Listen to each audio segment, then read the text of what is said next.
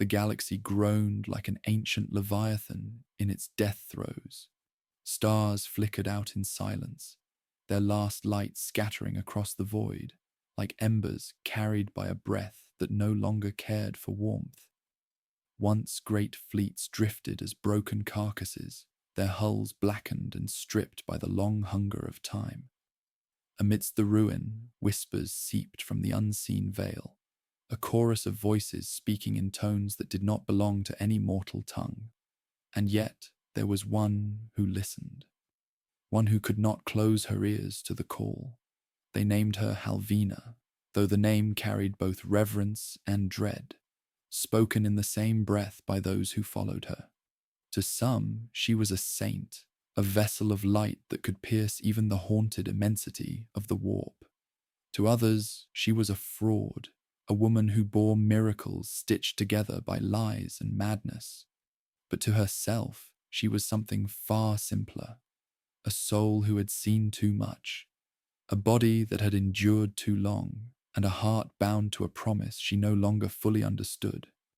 We tell this story not as idle words scattered into nothingness, but as a relic offered to you, the listener, seated wherever you are.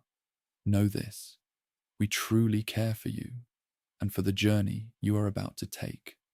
Before we begin the march into storm and silence, tell us, where in the world are you watching from, and what time is it there? Share it aloud, or whisper it quietly into the night. Now let us step together into the darkness. It was on the edge of a dying system that Halvina's pilgrimage began. A world once lush with spires and shrines had cracked into dust, its temples hollowed by scavengers, its oceans bled away until only scars of salt remained. The people who remained had followed her across wastelands and starless nights, seeing in her the faint shimmer of something greater than themselves.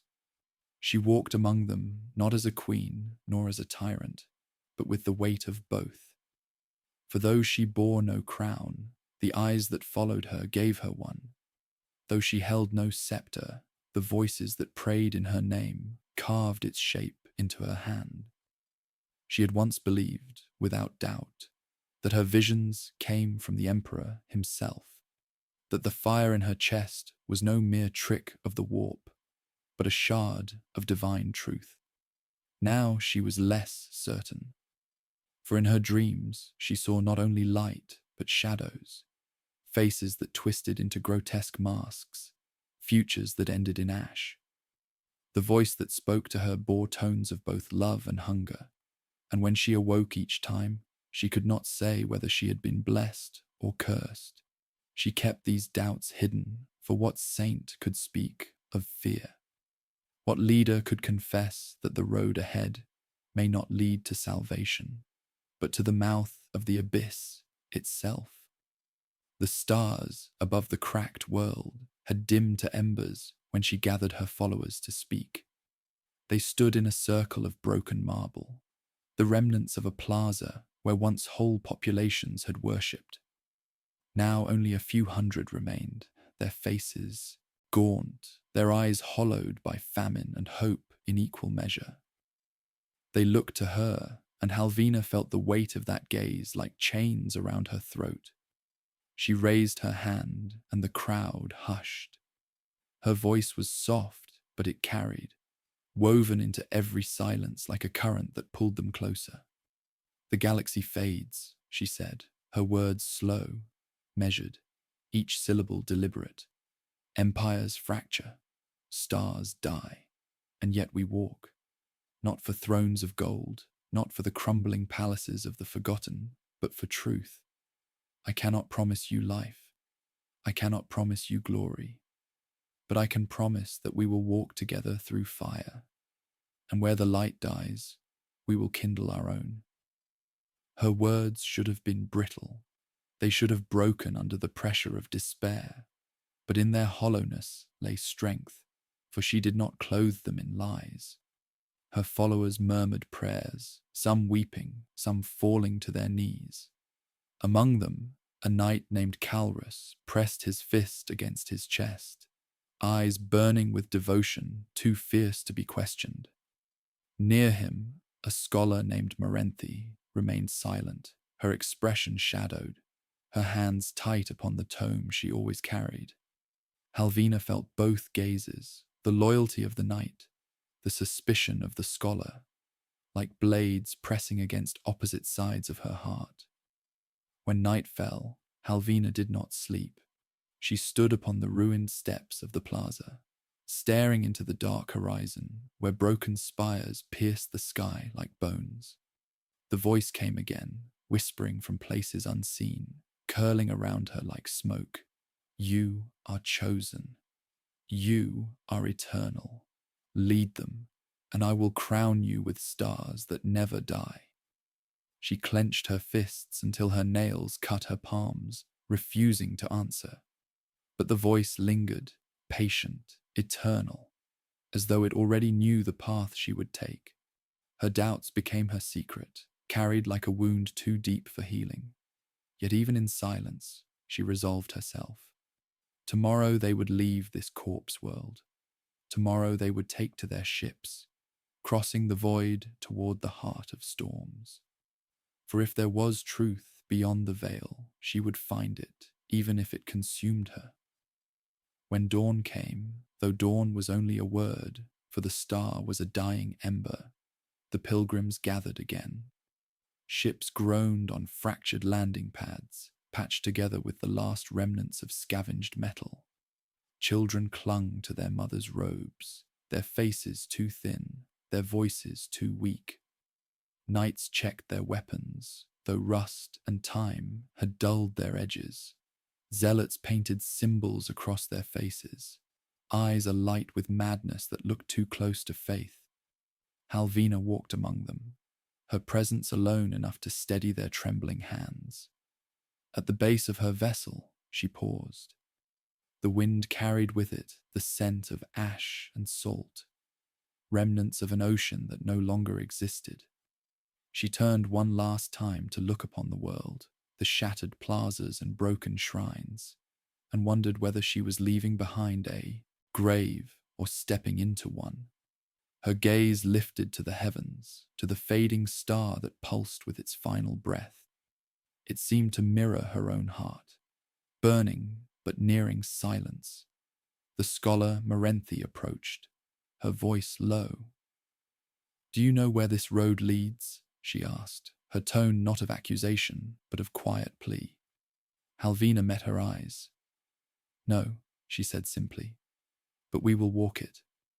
Morenthi studied her for a long moment, then bowed her head, neither satisfied nor despairing. She turned away, leaving Halvina alone once more.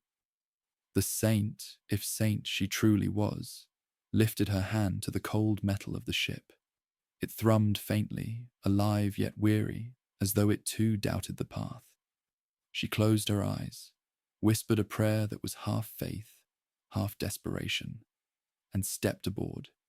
Engines roared, their light casting fire across the broken plazas. One by one, the vessels rose, carrying with them the last remnants of a people who believed in salvation, or in lies, or in both. Halvina stood at the prow, her eyes fixed upon the void ahead, where storms churned and voices beckoned.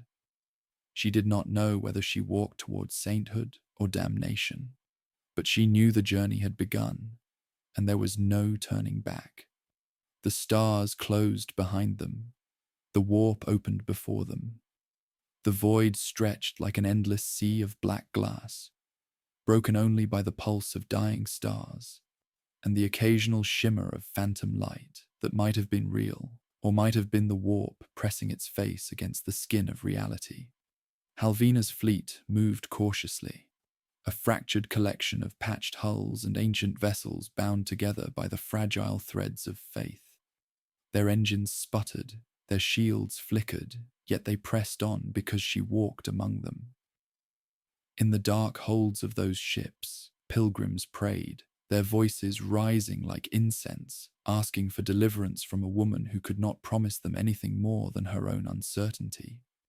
Halvina stood at the prow of the Sanctis Vox, the flagship that had once been a merchant freighter, but now bore holy banners stitched from rags.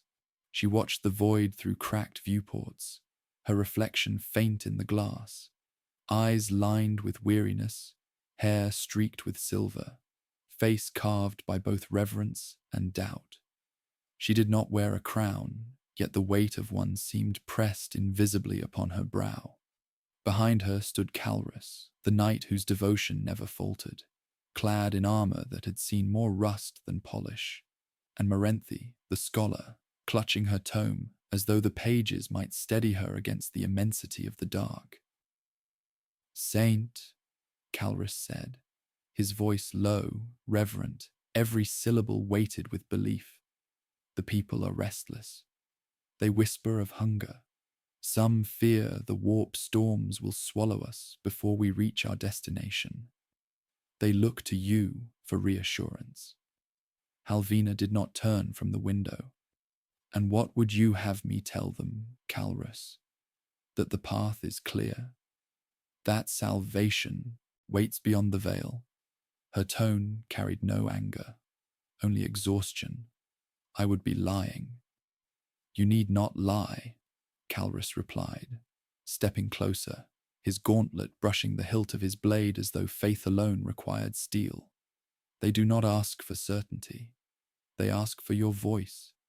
Your presence is their proof that the Emperor guides us." Morenthi gave a quiet, sharp laugh, not cruel, but bitter. "The Emperor? You truly believe he speaks through her? Look around you, Calrus. These ships are corpses drifting through a graveyard. The voices she hears are not divine. They are whispers of the warp. You know it. She knows it. The only difference is that she dares not admit it aloud."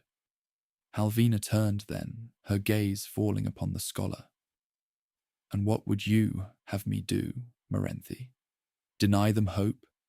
Tell them their prayers rise only to shadows? You carry truth in your book, yes, but what good has truth ever done against despair?" Morenthi held her stare. Better a cruel truth than a sweet lie. The tension between them hummed like a taut string, each word pulled to breaking. Calrus bristled, his hand clenching into a fist, but Halvina raised her palm to silence him. She knew Morenthi's words were not meant to wound. They were the words of a woman terrified of faith's frailty, of lies given shape in desperate hearts. Halvina herself shared that fear, though she buried it deeper than anyone could see. Later, when the ship's lights dimmed to mimic night, Halvina walked among the pilgrims. The corridors smelled of oil, smoke, and sweat. Families huddled together, their eyes lifting as she passed, some reaching out as though to touch her robe, others bowing low as though proximity alone might grant them absolution. She offered them no grand speeches, only a nod, a touch upon the shoulder, a whispered blessing that carried more gentleness than certainty. The children smiled at her, and their small trust wounded her more than any enemy blade could. In the dark corners, she heard the murmurs of dissent. A man whispered that Halvina's visions were false, that no saint would lead them into the warp willingly. Another swore he had dreamed of her glowing with fire, not of heaven, but of damnation. Rumors clung to the air like disease. She said nothing, passing on, but the words nested in her ears, echoing the doubts that already gnawed within her. When she returned to her chamber, she collapsed into silence. The walls thrummed with the heartbeat of the ship. She closed her eyes, and the voice came again. "Child of ash, you walk where others falter. You bear what others cannot. I am with you, always. Do not fear. Take them deeper, and I will grant you what you seek. Immortality is not curse, but gift." She clenched her teeth. "And what is the price?" she whispered, though none stood near to hear. The voice laughed softly, like waves breaking upon a shore of bones. All gifts bear weight, but you already carry that weight. Let me lift it. Let me crown you." Her hands shook. She pressed them against her chest, against the heart that beat too fast, as though it wished to escape her ribcage. For a moment, she longed to surrender, to believe that eternity could wash away her pain, her doubt, her fragile humanity. But then she remembered the faces of the pilgrims, the small hands of the children, and she knew that to take immortality was to abandon them to something she could no longer touch. She whispered a prayer not to the voice, but against it, and silence pressed upon her like a fragile victory. The next day, the fleet drifted through the edge of a warp storm. Lights flickered. The air grew thick, heavy, as though breathing required defiance. Shapes moved beyond the void, titanic silhouettes that might have been illusions, or gods, or both. Fear spread like wildfire through the ships. Pilgrims screamed in the holds, calling for her. Halvina stepped onto the command deck, her voice steady, though her heart pounded like a drum. "Hold the course," she ordered. "Do not break formation. The storm is nothing but shadow and song." Calrus repeated her command to the crew, his presence lending force to her words. The ships groaned, tossed by currents unseen, but they held together, clinging to her voice as though it were an anchor in the sea of madness. Hours passed like centuries. When at last the storm thinned and the void opened again, the pilgrims erupted in cries of relief, falling to their knees, declaring it a miracle. They swore she had parted the storm, that her faith alone had silenced the warp. Halvina stood silent, knowing the truth was far less glorious. Yet she did not correct them. She allowed their belief to breathe life back into their hollow eyes. That night, Calrus knelt before her. "You are his chosen," he said, his voice trembling with conviction. "None else could have led us through.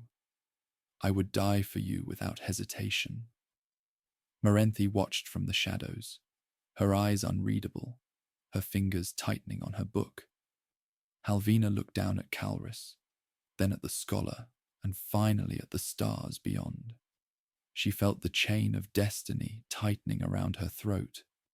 She had begun a journey whose end she could not yet see, a path where every step forward would strip away another fragment of her soul. And still she walked, for there was no other choice. The third week of the pilgrimage bled into the fourth, though time lost its shape within the void.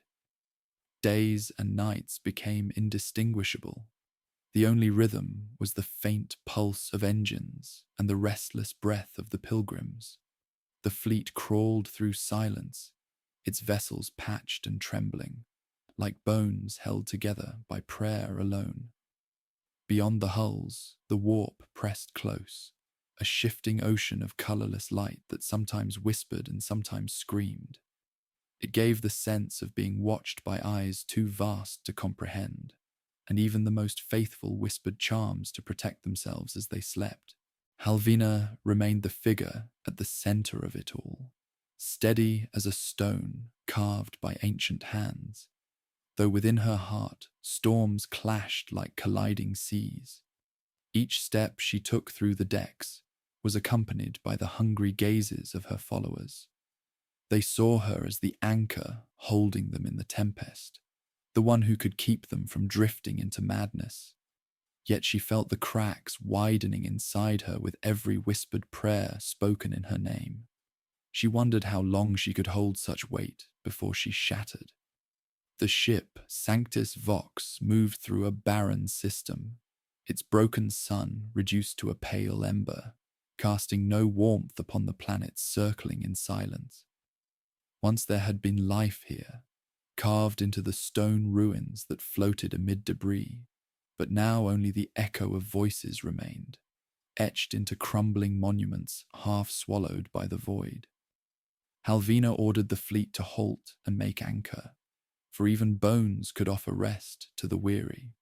The pilgrims spilled into the ruins, their feet stirring dust that had not been touched for centuries. They set up makeshift shrines among the broken walls, lighting candles that flickered weakly against the black. Calrus remained close, his hand never far from his blade, watching for threats that might crawl from shadow. His devotion burned fiercely, and his presence steadied the people. Yet even his gaze betrayed the hunger of a man who sought more than survival. He longed for glory, for vindication, for a place in legend beside the saint he served.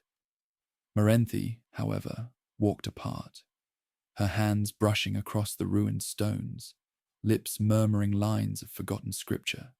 She looked not for glory, but for answers, and her eyes darkened each time they fell upon Halvina, as though weighing her soul on scales unseen. That night, beneath a sky without light, the pilgrims gathered in a hollowed plaza. Broken statues leaned like weary sentinels around them, and firelight painted trembling shadows across their faces. They begged Halvina to speak, to give them words that could hold back the gnawing fear of the warp. She stood among them, silent at first, listening to the crackle of flames and the breathless anticipation of those who knelt before her. Her chest ached, torn between silence and the burden of shaping their faith. At last, she lifted her voice. "We stand upon the bones of the forgotten," she said, her words soft, carrying like ripples over still water. "This world was once as ours is now, full of prayer, full of hope, but nothing built by mortal hands endures forever. Empires fall, thrones break, stars themselves wither and fade. Yet even in ruin, there remains a spark waiting to be kindled. You are that spark. You are the fire that refuses to die." Her voice wove through them like thread binding fraying cloth. The pilgrims cried out, some raising their hands to the sky, others weeping into the dust. Calrus bowed low, eyes burning with conviction. Morenthi watched silently, her face shadowed, lips pressed into a thin line. The words had bound the people together once more, but in the scholar's silence, Halvina felt the echo of doubt pressing sharp as a blade against her ribs. When the fires burned low and the people drifted into uneasy sleep, Halvina remained awake. She walked among the ruins, her footsteps hollow against the stone. The voice came to her again, seeping from the cracks in the world like smoke. "You speak well, child of ash. You give them hope, but your hope is hollow. Let me fill it. Let me crown you with fire that never dies. Then they will kneel, not in fear, but in awe." She clenched her fists, whispering into the emptiness. "If I accept your gift, what becomes of me? What remains of Halvina?" "You will be more," the voice purred. "You will be eternal. What is a single life compared to the endless faith of those who worship you? Mortals burn and vanish. Saints endure. You need only surrender your weakness." She pressed her forehead against the cold stone of a broken wall, her breath shuddering. The temptation was sweet, yet bitter. Eternity promised freedom from doubt, but also the erasure of all that bound her to the fragile, flawed humanity she still clung to. She feared that if she let go, she would no longer see the children's smiles, no longer hear the trembling prayers, no longer feel the aching pull of mortal love and loss. She whispered a prayer into the dust, not for strength, but for silence, though the silence never lasted. The next day, whispers spread through the camp. A pilgrim named Dareth claimed to have received visions of his own. He spoke of a path different from Halvina's, of a fire waiting not in the warp, but on a world hidden among the ruins of forgotten stars. He drew followers quickly, those who had grown restless with the slow, uncertain march through shadow. Some said his eyes glowed faintly in the dark. Others claimed to hear voices when he spoke, as though the warp itself echoed his words. Halvina confronted him in the plaza, her voice calm, though her blood ran cold. You risk the lives of all by dividing them. There is only one path, and it lies ahead. Dareth smiled faintly, his expression serene. And who decides which path is true? You claim sainthood, but I too have heard the whispers. Why should they follow you and not me? The crowd murmured, torn between devotion and doubt. Calrus stepped forward, hand on his blade, ready to silence the challenger, but Halvina raised her hand. She would not allow blood to seal the cracks of faith. Instead, she stepped closer, eyes fixed on Dareth's. Then walk your path, if you must. But know this, the warp does not grant visions without cost. Pray that you can bear its price. Her words left the crowd uneasy, divided, yet unwilling to break. Dareth bowed slightly, then withdrew with those who believed him. Halvina felt the first fracture of betrayal, small yet sharp, like ice creeping into stone. That night, she dreamed of two flames. One burned bright, steady, but small. The other roared, vast and endless, consuming all in its reach. She woke trembling, unable to tell which flame she had chosen, or if the choice had already been made for her. The fleet dragged itself onward through the blackened corridors of the void, diminished in number, yet still bound by the fragile threads of faith and fear. Those who had followed Dareth were gone, their vessels slipping into the warp with promises of fire and salvation. Nothing had been heard from them since, though some whispered that strange lights trailed their path, flickers of impossible color staining the dark. Halvina said nothing of them. She knew the warp did not return what it swallowed whole, yet their absence weighed heavily upon her, a fracture she could not mend, a wound that bled silence into the hearts of those who remained. Calrus grew restless. He walked the decks like a hound that scented danger, his armor clattering faintly with each step. When he stood beside Halvina, his words were sharpened by conviction that tasted of fear. You should not have let him go, he said. Dissent cannot be tolerated. Faith must be united, or it will devour itself. Halvina's eyes lingered on the stars ahead, each one distant, fragile, flickering like candles in a storm. If I had silenced him with blood, I would have betrayed what little remains of truth in me. Let him chase his visions. The warp will teach him more swiftly than I could. Calrus frowned, his jaw tight. And if he returns, twisted, leading them against us? What then, my lady? Will your mercy hold the blade from his throat? Halvina did not answer. The silence between them stretched long, as though the void itself had crept into their voices. Morenthi watched all of this with the quiet judgment of a scribe, recording sins in the margins of a sacred text. She asked no questions, but her gaze followed Halvina like a shadow that weighed more than flesh.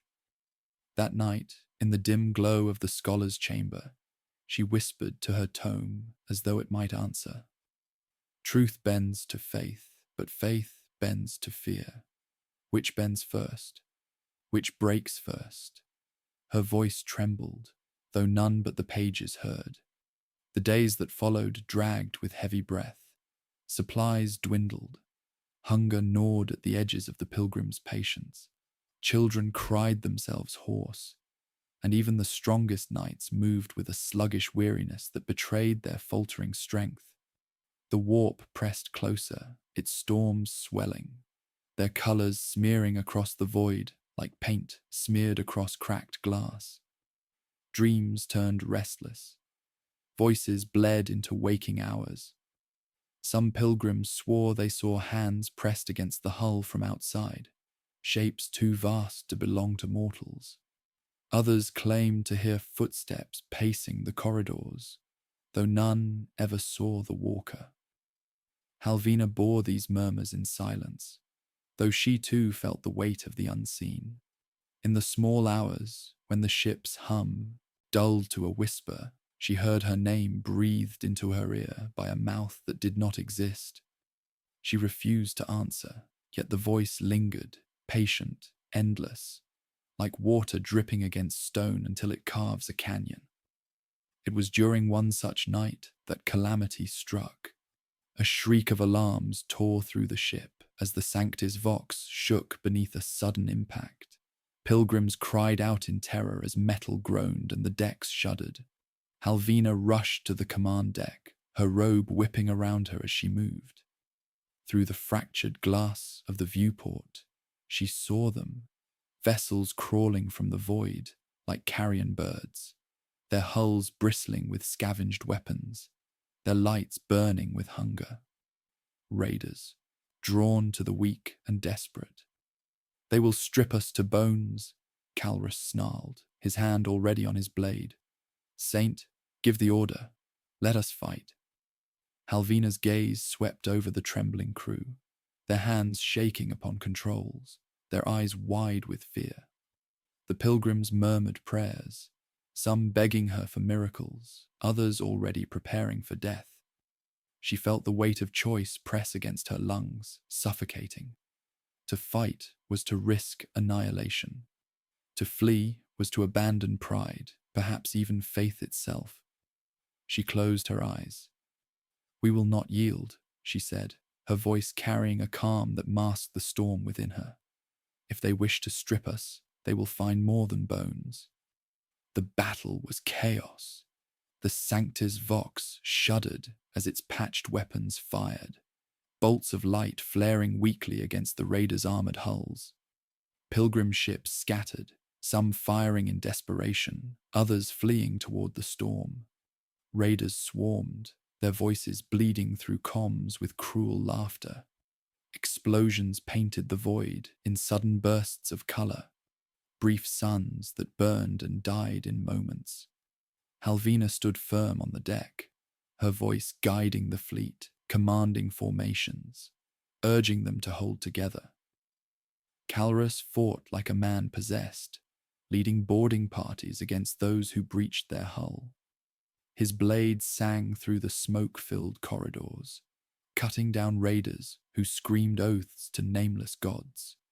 His armor bore gashes and burns, but he did not falter. Each time he returned to Halvina's side, his devotion burned brighter, as though her presence alone shielded him from death. Morenthi, meanwhile, worked in silence at the comms, her fingers weaving across controls as she attempted to confuse the raiders with false signals, sending their ships chasing phantoms.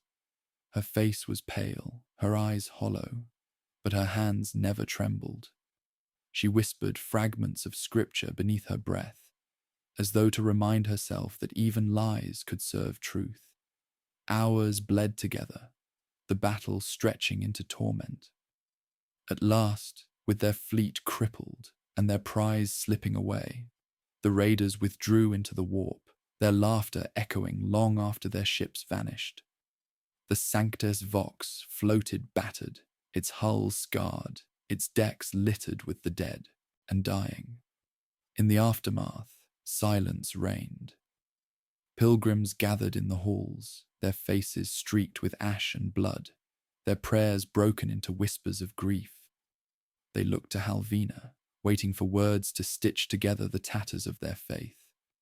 She stood before them, her voice quiet but steady. "We are not yet ash. We endure. The warp does not claim us. Not tonight." Some wept, others bowed, and for a moment faith flickered like a fragile flame. But in the shadows, Halvina felt the truth pressing upon her. Every victory cost them more than they could afford. Every step forward bled them thinner. And the voice within her whispered still, sweet and patient, offering her the strength to save them all, if only she would surrender herself. That night, as the dead were carried to the void, Calrus knelt before her, his armor stained with blood. "I swear to you," he said, his voice raw, "I will never falter. Even if all others betray you, I will stand. You are chosen. You are eternal." His eyes burned with devotion that bordered on madness. Morenthi stood apart, her gaze sharp as broken glass. When Halvina met her eyes, the scholar spoke softly, just loud enough for her alone. "And if his faith consumes him, Saint, will you still call it salvation?" Halvina turned away, unable to answer. Above them, the stars flickered faintly, like the last breaths of dying gods. The fleet limped onward, its wounds still raw from the raiders' assault. Hulls groaned under the strain of temporary repairs, and the smell of burnt metal clung to the air of every corridor. The dead had been consigned to the void, their bodies drifting into silence, their faces swallowed by stars. Yet grief lingered like smoke that refused to clear. The pilgrims whispered more fervently now, their prayers tinged with desperation rather than hope. Faith could burn bright, but it could also consume, and Halvina felt the heat pressing closer with each step. In the gathering halls, her followers begged for guidance. They cried out for assurances that the Emperor walked beside them, that their suffering had purpose. Halvina gave them words, soft and measured, but each word cut her tongue as though it were a blade. She spoke of endurance, of sparks that outlast storms, yet in her heart the fire dimmed. The voice had grown stronger since the battle, curling around her thoughts like smoke filling a sealed chamber. "You cannot save them as you are. You are flesh, frail, bound to break. Let me lift you. Let me give you eternity, and none shall suffer again." She tried to shut it out, but the temptation lingered. Each prayer, each hollow eye staring at her, each trembling child clinging to their mother's hand, it all pressed against her like a plea she could not answer. She feared that one day she would give in, not out of greed for immortality, but out of despair at her own weakness. It was in this silence of gnawing doubt that dissent began to take shape. It started with whispers, pilgrims huddled together in corners, speaking not of Halvina's light, but of Dareth, the one who had broken away. Some claimed to dream of him still, his voice calling to them, promising a path less burdened, a fire that did not falter. They spoke of Halvina's silence in the face of hunger, her refusal to declare her visions plainly. Was she chosen or merely cursed? The question spread like disease, carried in the breath of those who dared not speak too loudly. One night, as the fleet coasted through a starless stretch of void, the tension broke. A group of zealots rose in the lower decks, dragging with them an effigy they had built from scavenged metal and bones. It bore Halvina's likeness, crowned in crude flame, its eyes glowing with shards of scavenged light. They chanted her name, not with reverence, but with frenzy, declaring her a goddess who would never die, who would lead them beyond the warp itself. Their cries echoed through the decks, drawing pilgrims from every corridor. Some fell to their knees, their faith igniting into fanatic fire. Others recoiled in horror, muttering of blasphemy. Halvina stood before them, her heart hammering as she saw her own face twisted into idol form. The effigy stared back at her, its hollow eyes burning, its skeletal mouth twisted into a smile she did not recognize. The zealots cried out, "Saint Eternal, lead us to the throne of fire. Cast aside this shell of flesh and ascend." She raised her hand, her voice firm, though it trembled beneath. "This is not my will. I am no goddess. I am no eternal flame. I am flesh as you are. To make me more is to make me less. Tear it down." Her words fell like stones into water, rippling but failing to quench the blaze. The zealots only screamed louder, some collapsing into convulsions as though possessed. Calrus stepped forward, sword drawn, his voice booming above the din. You will not defile her with false worship. She is chosen of the Emperor, not of your madness." With a single swing, he cut the effigy down, sparks scattering as it shattered upon the ground. The pilgrims erupted. Some wailed in grief at the destruction of what they called holy. Others shouted in approval, raising their hands toward Halvina in renewed devotion. But the fracture had widened, irreparable. Where once they were united by desperation, now they splintered into those who worshipped her as divine, those who clung to her fragile humanity, and those who doubted her entirely. That night, as silence returned in uneasy fragments, Morenthi came to her. The scholar's face was gaunt, her eyes hollow with sleeplessness, but her voice was sharp.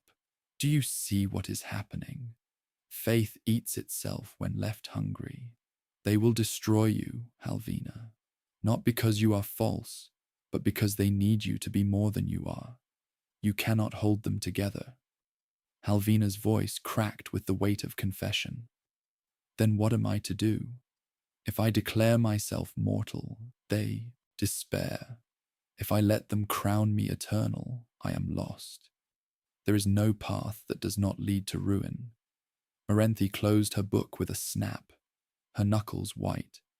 Perhaps that is the only truth. Perhaps sainthood is nothing but ruin painted with light. The words carved into Halvina like knives. She longed to believe otherwise, but in her heart she feared the scholar spoke only truth. Days later, as the fleet pressed on, the voice returned stronger than ever. It whispered to her not in the stillness of night, but in the waking hours, threading itself into her thoughts until she could scarcely tell her own voice from its. "Let them fracture. Let them burn. You can bind them together with chains stronger than faith. All you must do is surrender, and I will make you eternal." She pressed her hands to her ears, though the sound came from within. Her lips moved in silent prayer, but no comfort came. Only the echo of her own voice, small and frail, swallowed by the vastness of something greater.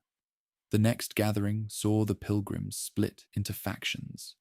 Those who called her a goddess painted their faces in ash and flame, kneeling not with reverence but with frenzy. Those who doubted her muttered in shadows, their voices sharp with anger, their eyes filled with resentment. Only a dwindling few clung to her humanity, believing in the fragile flame she still carried. Halvina spoke again, her words trembling yet fierce. "I am no goddess. I am no eternal. If you see me as such, you see lies. I walk the same darkness as you. I bleed as you bleed. I will not claim what is not mine." The words split the crowd.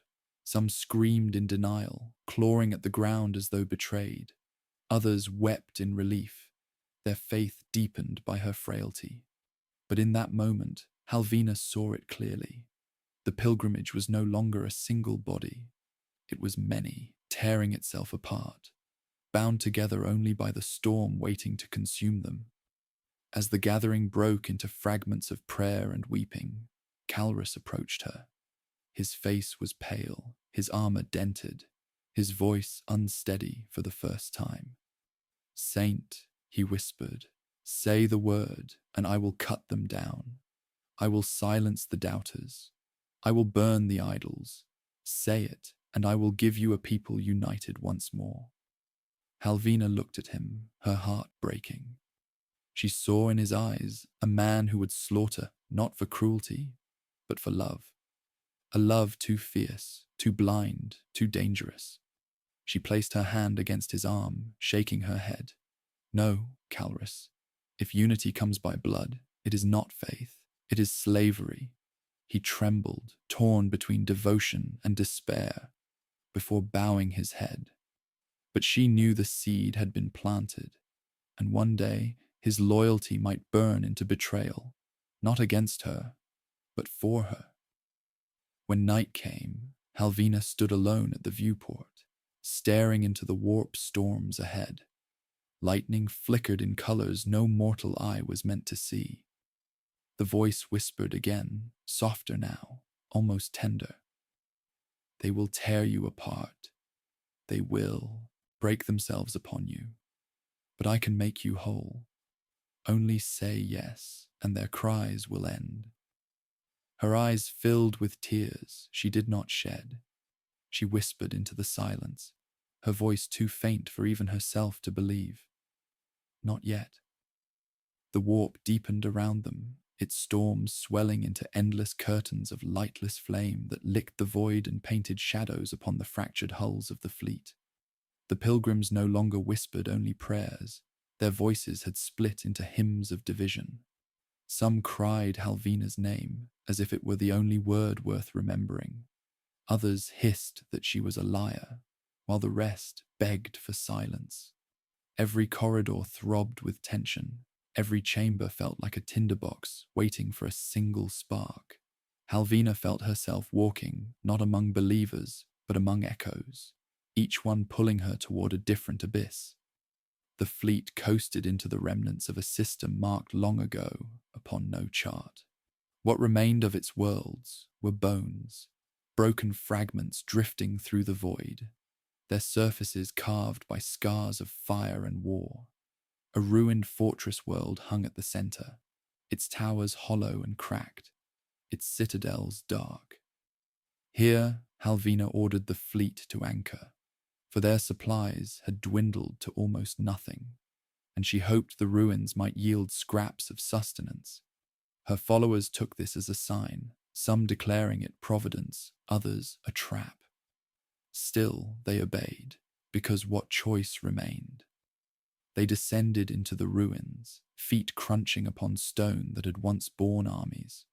The air was thin, metallic, haunted by the ghosts of war long ended.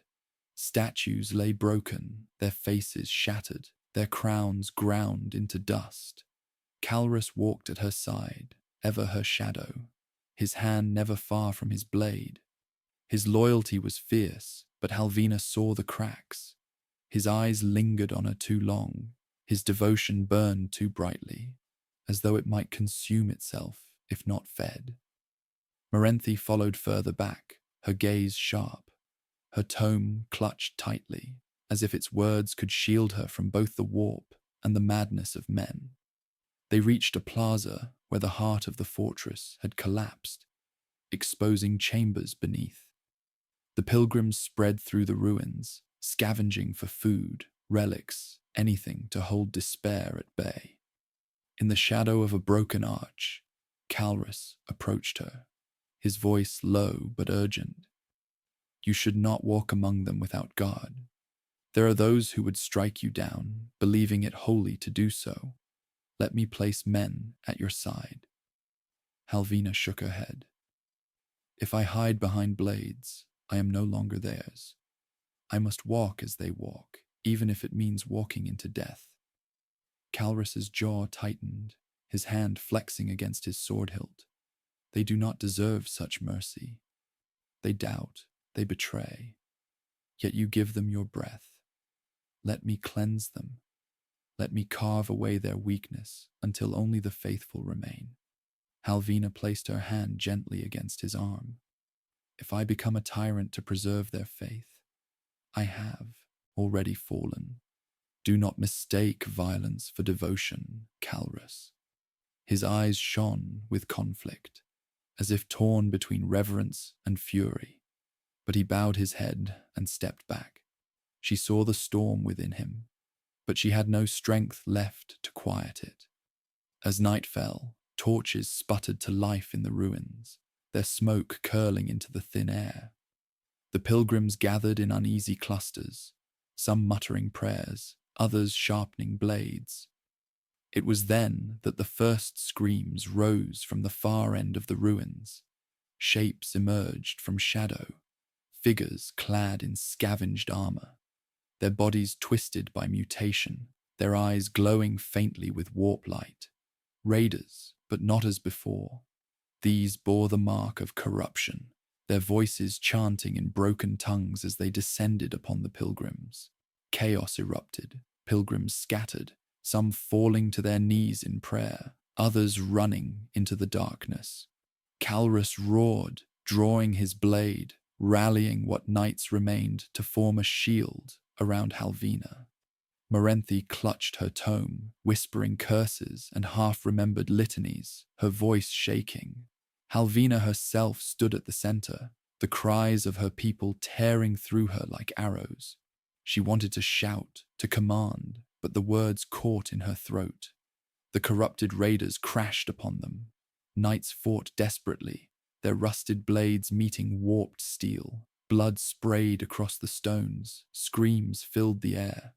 Calrus carved a path through the enemy, his blade moving with fury that bordered on frenzy, every strike a declaration of his devotion. Pilgrims died all around, some torn apart by claws that burned with sickly light, others crushed beneath the weight of armored foes. Halvina felt herself pulled in two directions. Part of her longed to rush forward, to throw herself into the fray, to prove she was not only a symbol. Another part whispered that her true power lay not in steel, but in the voice that bound these people together.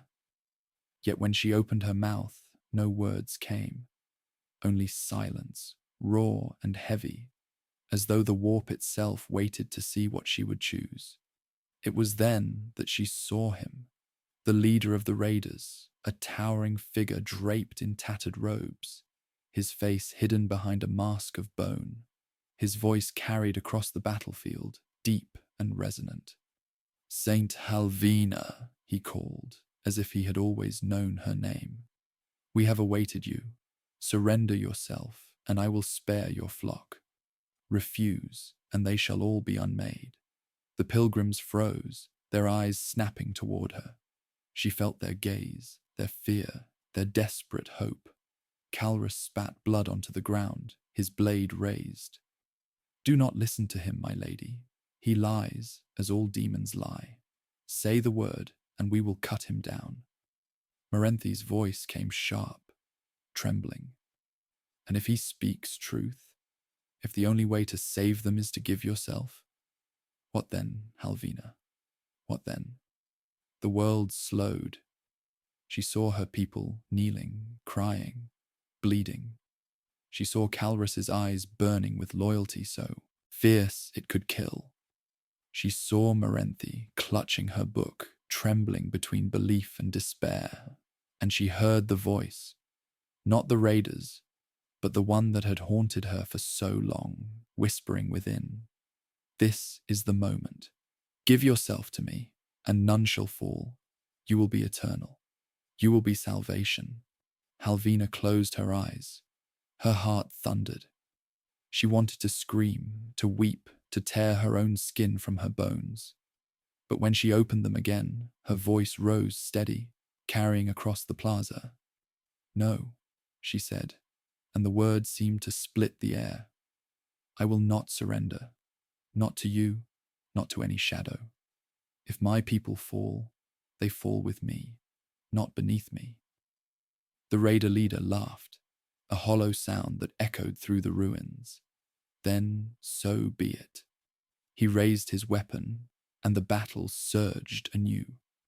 Calrus roared, throwing himself into the fray with reckless abandon, his blade carving arcs of steel and blood. Morenthi dragged terrified pilgrims into cover, her voice breaking as she prayed aloud. Halvina stood unmoving, her body trembling, her eyes fixed on the leader who had called her name. She felt the voice within her shift, no longer tempting, but waiting, patient, as though it knew that her refusal was only the beginning of surrender. The night stretched on, screams blending into silence, torches burning low. When at last the raiders withdrew into shadow, leaving behind their dead, the plaza was a grave. The pilgrims wept, clutching the bodies of loved ones. The air stank of blood and ash. Calrus returned to her, his armor slick with crimson, his eyes wild. He dropped to one knee. "Saint," he rasped, "I would have followed you into death. Never doubt it." Halvina looked at him, then at Morenthi, who stared back with hollow eyes. She turned her gaze to the sky, where the warp flickered in storms of impossible light. She whispered a prayer that was neither faith nor despair, but something caught between. The silence that followed felt heavier than any battle. The ruins lay silent after the slaughter, broken only by the low sobs of pilgrims who cradled the dead. Smoke curled from shattered torches, painting the air with the stench of burnt flesh and rusting metal. The ground was littered with bones, both old and freshly spilled, as though the fortress had always been a grave waiting to be filled. Halvina stood at the center of it all, her robe torn, her face pale, her heart heavy with the weight of every life lost. The raiders had retreated, but their absence felt like a wound left open, bleeding fear into the hearts of those who remained. She walked among her people as dawnless light flickered weakly across the horizon.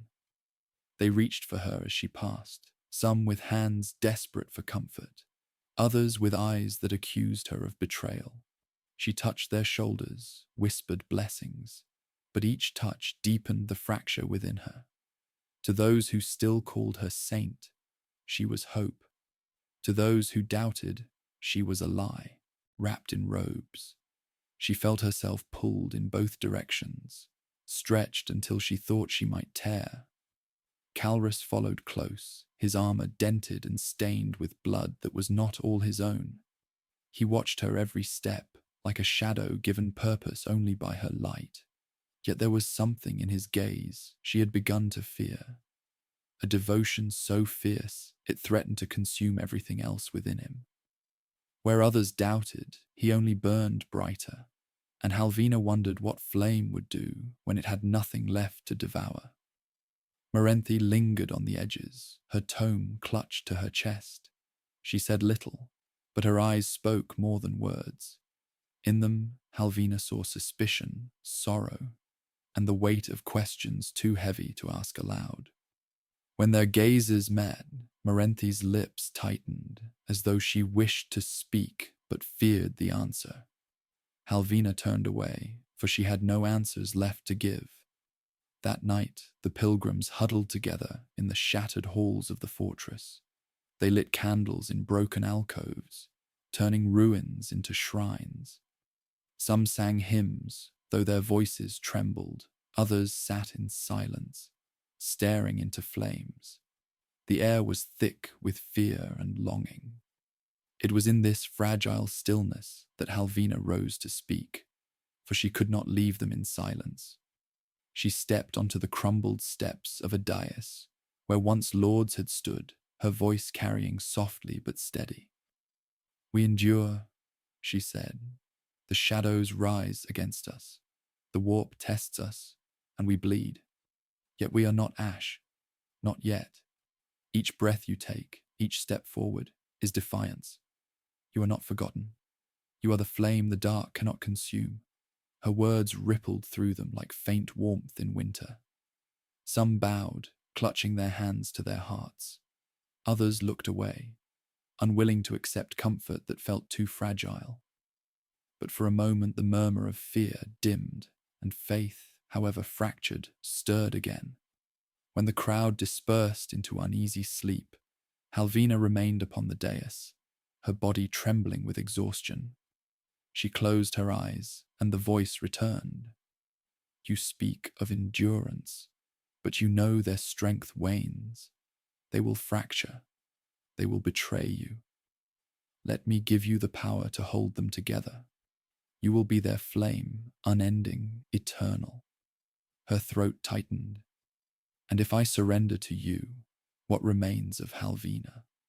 What remains of the woman who still feels their pain?" "Pain is weakness," the voice crooned. "Love is a chain that binds you to failure. Cast it aside, and I will make you something greater. They will no longer doubt, for you will be undeniable." She pressed her palms against her temples, whispering prayers into the hollow air. But the voice did not leave. It lingered, patient, like a shadow waiting for her to stumble.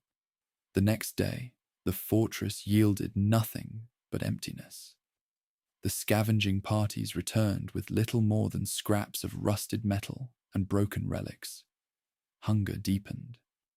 The pilgrims' eyes grew hollow, their movements sluggish. Whispers rose, again carried in corners where firelight did not reach. Some claimed the raiders' leader had spoken truth, that Halvina could have ended the suffering if she had only surrendered. Others clung to her words as if they were the last threads of sanity left. The fleet was no longer one body. It was a collection of wounds stitched together by fragile faith. Calrus grew harsher in his vigilance. He patrolled the halls with hand always near his blade, glaring at anyone who dared speak doubt aloud. To him, doubt was treachery, and treachery was death. Halvina stopped him once, catching his arm as he reached for his sword against a pilgrim who muttered heresy.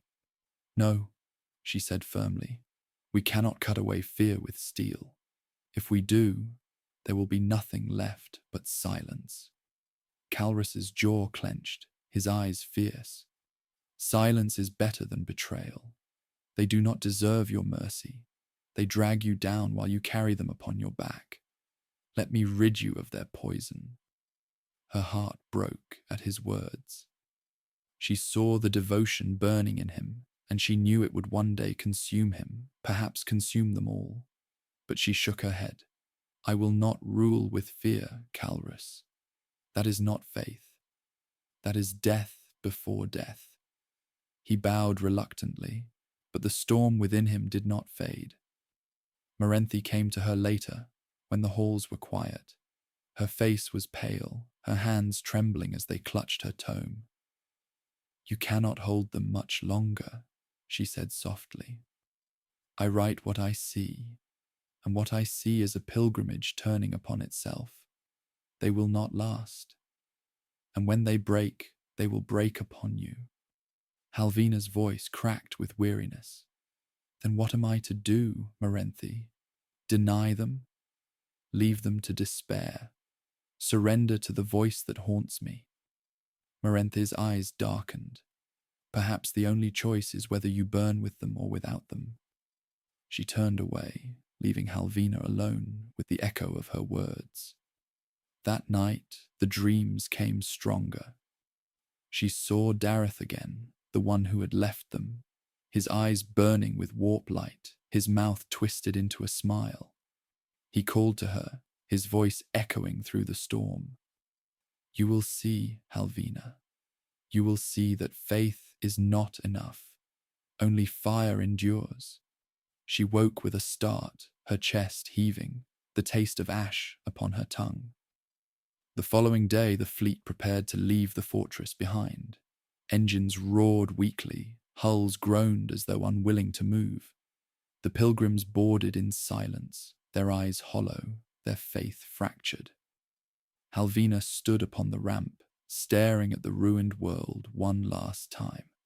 It felt less like a refuge and more like a mirror, showing her what they were becoming, broken, hollow, waiting for the next storm to finish them. As the ships rose into the void, Halvina placed her hand upon the cold metal of the Sanctus Vox. She whispered into the silence, unsure whether she prayed to the Emperor or to the shadows. "Give me strength, not to conquer, not to rule, but to endure one day more." The engines carried them forward into storms that flickered with impossible light. The pilgrims clung to their faith like drowning men clinging to wreckage. Halvina stood at the prow, her eyes fixed upon the endless dark, her heart torn between surrender and defiance. Behind her, Calrus burned like fire. Morenthi trembled like glass, and the voice whispered endlessly, waiting for the moment she would finally break. The storm that greeted them after leaving the fortress was unlike any they had yet endured. The warp bled into reality with colors that had no name, light twisting into shapes that bent the eyes and pressed against the skull. The hulls of the ships groaned as though they carried the weight of oceans above them. Pilgrims clung to their shrines, their voices rising in fractured hymns that blurred into screams when the lightning outside took the form of vast hands dragging across the void. The Sanctus Vox trembled, its engines coughing like a dying beast, but still it pressed forward. Halvina stood at the command deck, her hands gripping the rail, her body rigid against the force of unseen tides. Calrus was aflame beside her, shouting orders, his voice cutting through the storm like steel. His devotion lent him strength, even as blood trickled from his ears, his body straining against the unnatural weight. Morenthi hunched over the comms, her hands shaking, her lips moving in frantic whispers as she tried to anchor their signals against the howling void. Pilgrims screamed through the Vox channels, some calling for aid, others proclaiming that they saw visions of salvation just beyond the storm, begging to be allowed to turn aside and pursue them. Halvina could not answer them all. She could barely keep her own thoughts intact as the voice pressed against her with suffocating intensity. "See how they falter," it whispered, tender and cruel at once. "See how they tear themselves apart. They are children lost in fire, and you hold the key to their salvation. Why do you refuse them eternity? Why do you let them drown in fear when you could be their anchor forever?" Her lips moved soundlessly.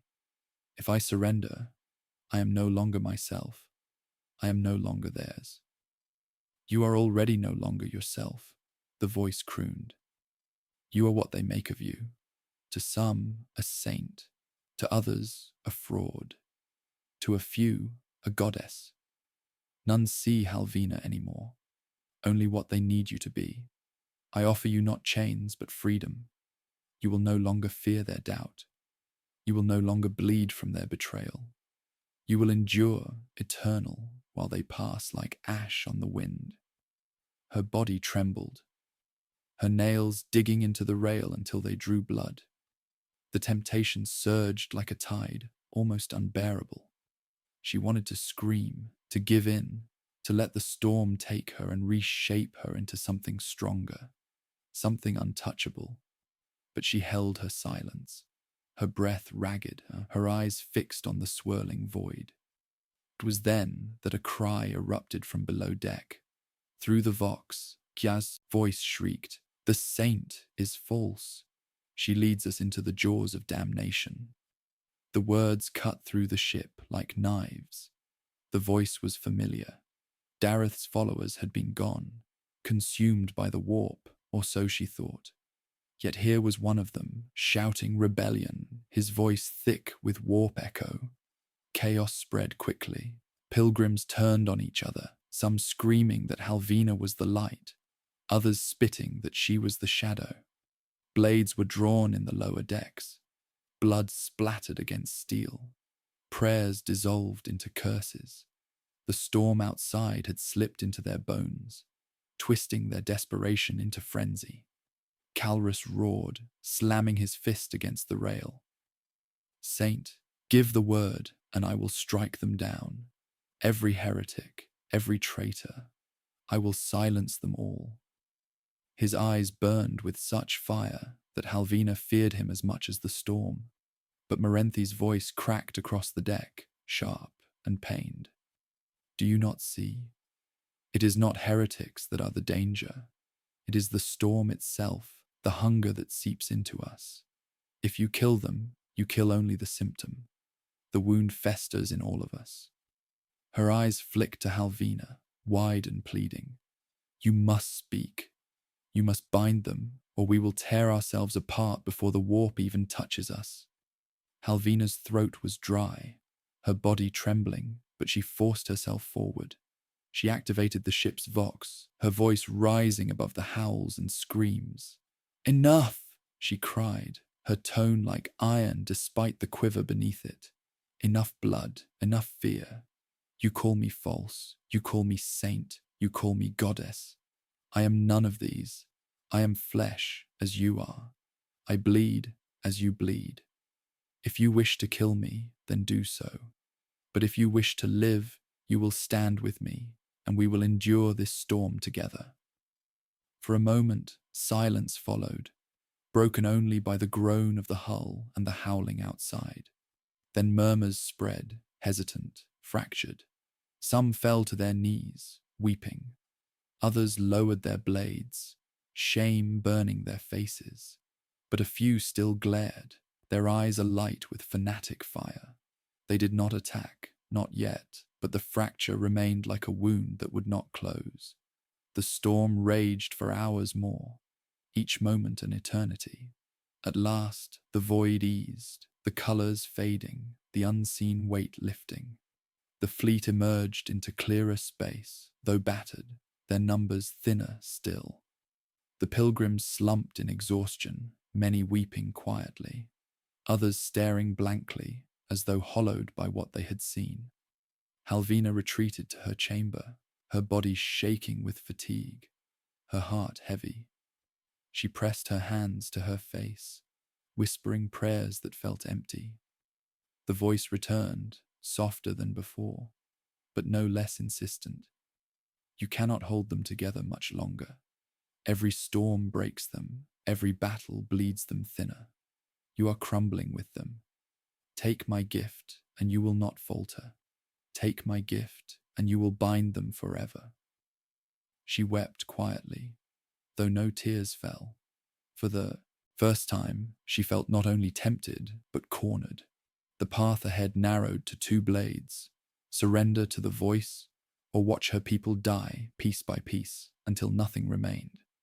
She whispered into the dark, "Not yet, not yet." Later, as the ship drifted in uneasy calm, Calrus came to her. His armor was scorched, his face gaunt, but his eyes still burned. He knelt before her, pressing his forehead to the floor. "Saint," he murmured, his voice raw, "you must let me be your sword. Doubt festers, because you show them mercy. If you give me leave, I will cut it out. I will burn away the rot until only the faithful remain." Halvina placed a trembling hand upon his shoulder. "If you do that, Calrus, there will be nothing left but corpses. Faith cannot be carved from fear." He lifted his gaze, and for a heartbeat, she saw something wild in his eyes, something that made her shudder. He bowed his head again, but she knew his storm had not passed. Marenthe entered then, her face pale, her voice brittle. "Every step we take pulls us deeper. I write what I see, and what I see is a pilgrimage walking into its own grave. Unless—" She hesitated, her eyes piercing. "Unless you become what they already believe you are. Not flesh, not doubt, but something eternal." Halvina turned away, unable to answer. The silence pressed heavy, broken only by the hum of the ship. Outside, the warp glowed faintly, patient as ever, waiting. The silence after the storm was not peace, but exhaustion. The pilgrims moved like shadows through the decks, their faces hollow, their steps heavy with hunger and despair. Candles flickered weakly in makeshift shrines, their smoke staining the air with bitterness. The cries of children, once sharp and piercing, had dulled into quiet whimpers. Even prayer had grown thin, spoken without conviction, as if words themselves had lost their weight. Halvina felt it in every corridor, every chamber, a weariness that pressed like dust upon the soul, a sense that the pilgrimage was already more grave than journey. She walked among them, her robe dragging across metal floors streaked with rust and blood. Hands reached for her still, but not all with reverence. Some clutched in desperation, begging for food, for water, for answers. Others recoiled, eyes hard with blame. She could give them neither salvation nor sustenance, only presence, and even that seemed to cut them like a wound. When she whispered blessings, some wept as if comforted. Others spat at the ground after she passed. Faith and fury tangled together until neither could be untangled. Morenthi watched it all with silent sorrow. She scribbled into her tome, her quill scratching like the sound of bones grinding. Each page carried the weight of judgment, her eyes following Halvina, as though recording not just the pilgrimage, but her soul's unraveling. Once she approached quietly, speaking low so none but Halvina could hear. You see it, don't you? Their faith is splitting apart. You cannot be what they want. No one can. Halvina's voice cracked with weariness. Then what am I to do? Walk with them into ruin, or give myself to the voice that waits in every silence? Morenthi's gaze was sharp but pained. Perhaps the only choice is which death you choose, theirs or yours. She left before Halvina could answer, her footsteps echoing in the dim corridors. Calrus was different. His faith burned hotter the more it was tested, like a fire that consumed even its own fuel. He stalked the halls with hand ever near his blade, glaring at any who dared whisper doubt. To him, the very existence of unbelief was treachery. One evening, Halvina found him dragging a pilgrim by the collar into the command chamber. The man was gaunt, his eyes wild with fear, his voice hoarse from shouting. He spread lies, Calrus growled. He said you led us into the warp to feed us to shadows. He said Dareth was the true prophet. I will end him here, before his poison spreads further. His blade was already half drawn, gleaming faintly in the candlelight. Halvina stepped forward, her voice steady, though her heart thudded with dread. Release him. Calrus turned, his eyes burning with confusion and rage. You cannot mean it. He doubts you. He betrays you. How many more will falter if his words are left unchecked? Halvina met his gaze. If I kill him, I am no longer their guide. I am their executioner. Let him live. The man broke into weeping relief, collapsing as Calrus shoved him aside. The knight's face twisted with pain, his voice trembling. Mercy will break us. They will bleed us from within until nothing remains. Why do you stay your hand when all I ask is to protect you? Halvina touched his shoulder lightly, her voice low. Because protection bought with blood is not faith. It is fear wearing armor.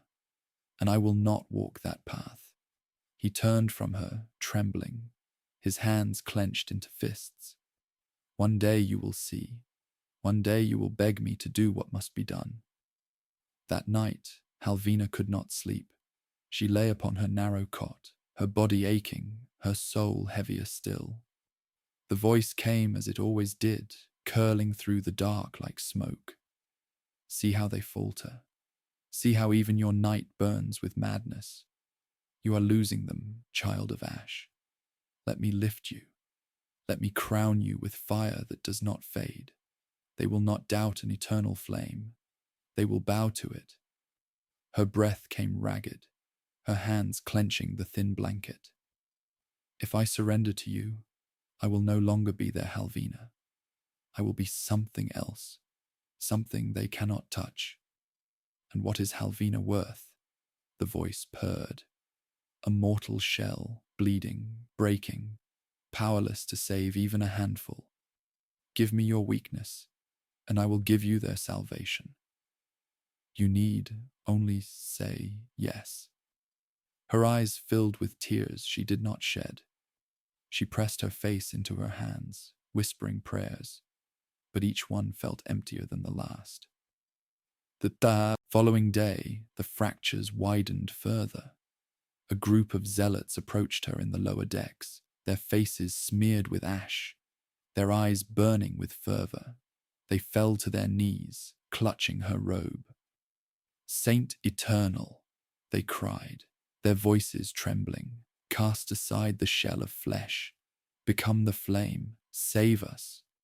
Others watched from the shadows, muttering that she was no saint at all, that she was leading them into darkness.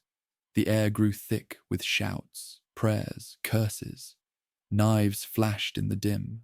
The zealots screamed her name. The doubters screamed her damnation. The two sides clashed, fists and blades striking, blood spilling upon the floor. Halvina's voice rose above it, sharp and raw. Enough! You tear each other apart while the warp waits to devour us all. I am not your goddess. I am not your enemy. I am flesh as you are. Bleed me and I will fall. Worship me and I will still break. If you cannot walk together, then this pilgrimage is already a grave. For a moment, her words seemed to steady them. The blades lowered, the shouting dimmed. But the eyes that met hers were divided still. Some glowed with devotion, others with hate. She knew then that the wound was no longer a crack, but a chasm, one that could not be closed. When the conflict eased into uneasy silence, Calrus came to her, his face pale, his voice hoarse. You cannot hold them. They are slipping through your fingers. Let me cull the faithless, and you will be strong again. Give me the word. She shook her head, her voice heavy with sorrow. No, Calrus. To kill them is to kill myself. They are not clay to be molded by blood. He looked at her with eyes wild and wet, torn between reverence and despair. He bowed his head, but she felt the storm burning within him still. That night, Marenthe sat across from her in the candlelit chamber. Every path closes around you, she said softly. Mercy leaves you weak. Power tempts you toward ruin. The people will not endure much longer, and when they break, they will break upon you. Halvina whispered into the silence, her voice thin. Then perhaps that is the fate of saints, to be broken and in breaking, to bear the weight of all who follow. Marenthe did not answer, but her eyes glistened with sorrow. Halvina lay awake long after, listening to the hum of the ship, the whispers of the warp, and the ragged breath of her people. She knew the chasm was widening, and she knew that one day soon, no words, no mercy, no prayer would be enough to hold them from falling into it. The fleet drifted into a system that should not have existed. It was not on any chart, nor had its light ever been recorded in the star maps of men. Yet there it was, a dead world circling a pale star that flickered like a candle at the end of its wax. The planet was cracked, split with scars that glowed faintly as though embers still smouldered beneath its skin. The pilgrims whispered that it was an omen, a shrine carved by the emperor's hand, while others muttered that it was a grave waiting to close around them. Halvina said nothing. She felt only the weight of inevitability pressing upon her shoulders as the ships descended through ash-stained skies. The surface was silence itself. Cities lay in ruin, their towers melted into black stone, their streets littered with bones bleached white by centuries of exposure. Wind whispered through the hollows, carrying dust like the remnants of forgotten prayers. The pilgrims set foot upon the ground with trembling awe, kneeling among the bones, kissing the broken stones as though they were relics. Calrus led the knights to secure the ruins, his sword drawn as if even shadows required killing. Marenthe walked slowly, her fingers tracing the walls, her lips moving in half-voiced scripture. Halvina stood at the center of the plaza, feeling the pulse beneath the earth, faint yet undeniable, as though something alive slept beneath the cracked stone. The people begged her to bless the ruins, to call forth miracles, to tell them what this place meant. But Halvina had no words. She felt only unease gnawing at her bones. Still, she raised her hand, whispering blessings not to sanctify, but to steady their hearts. The air thickened as she spoke, the wind falling silent, the bones rattling faintly as though listening.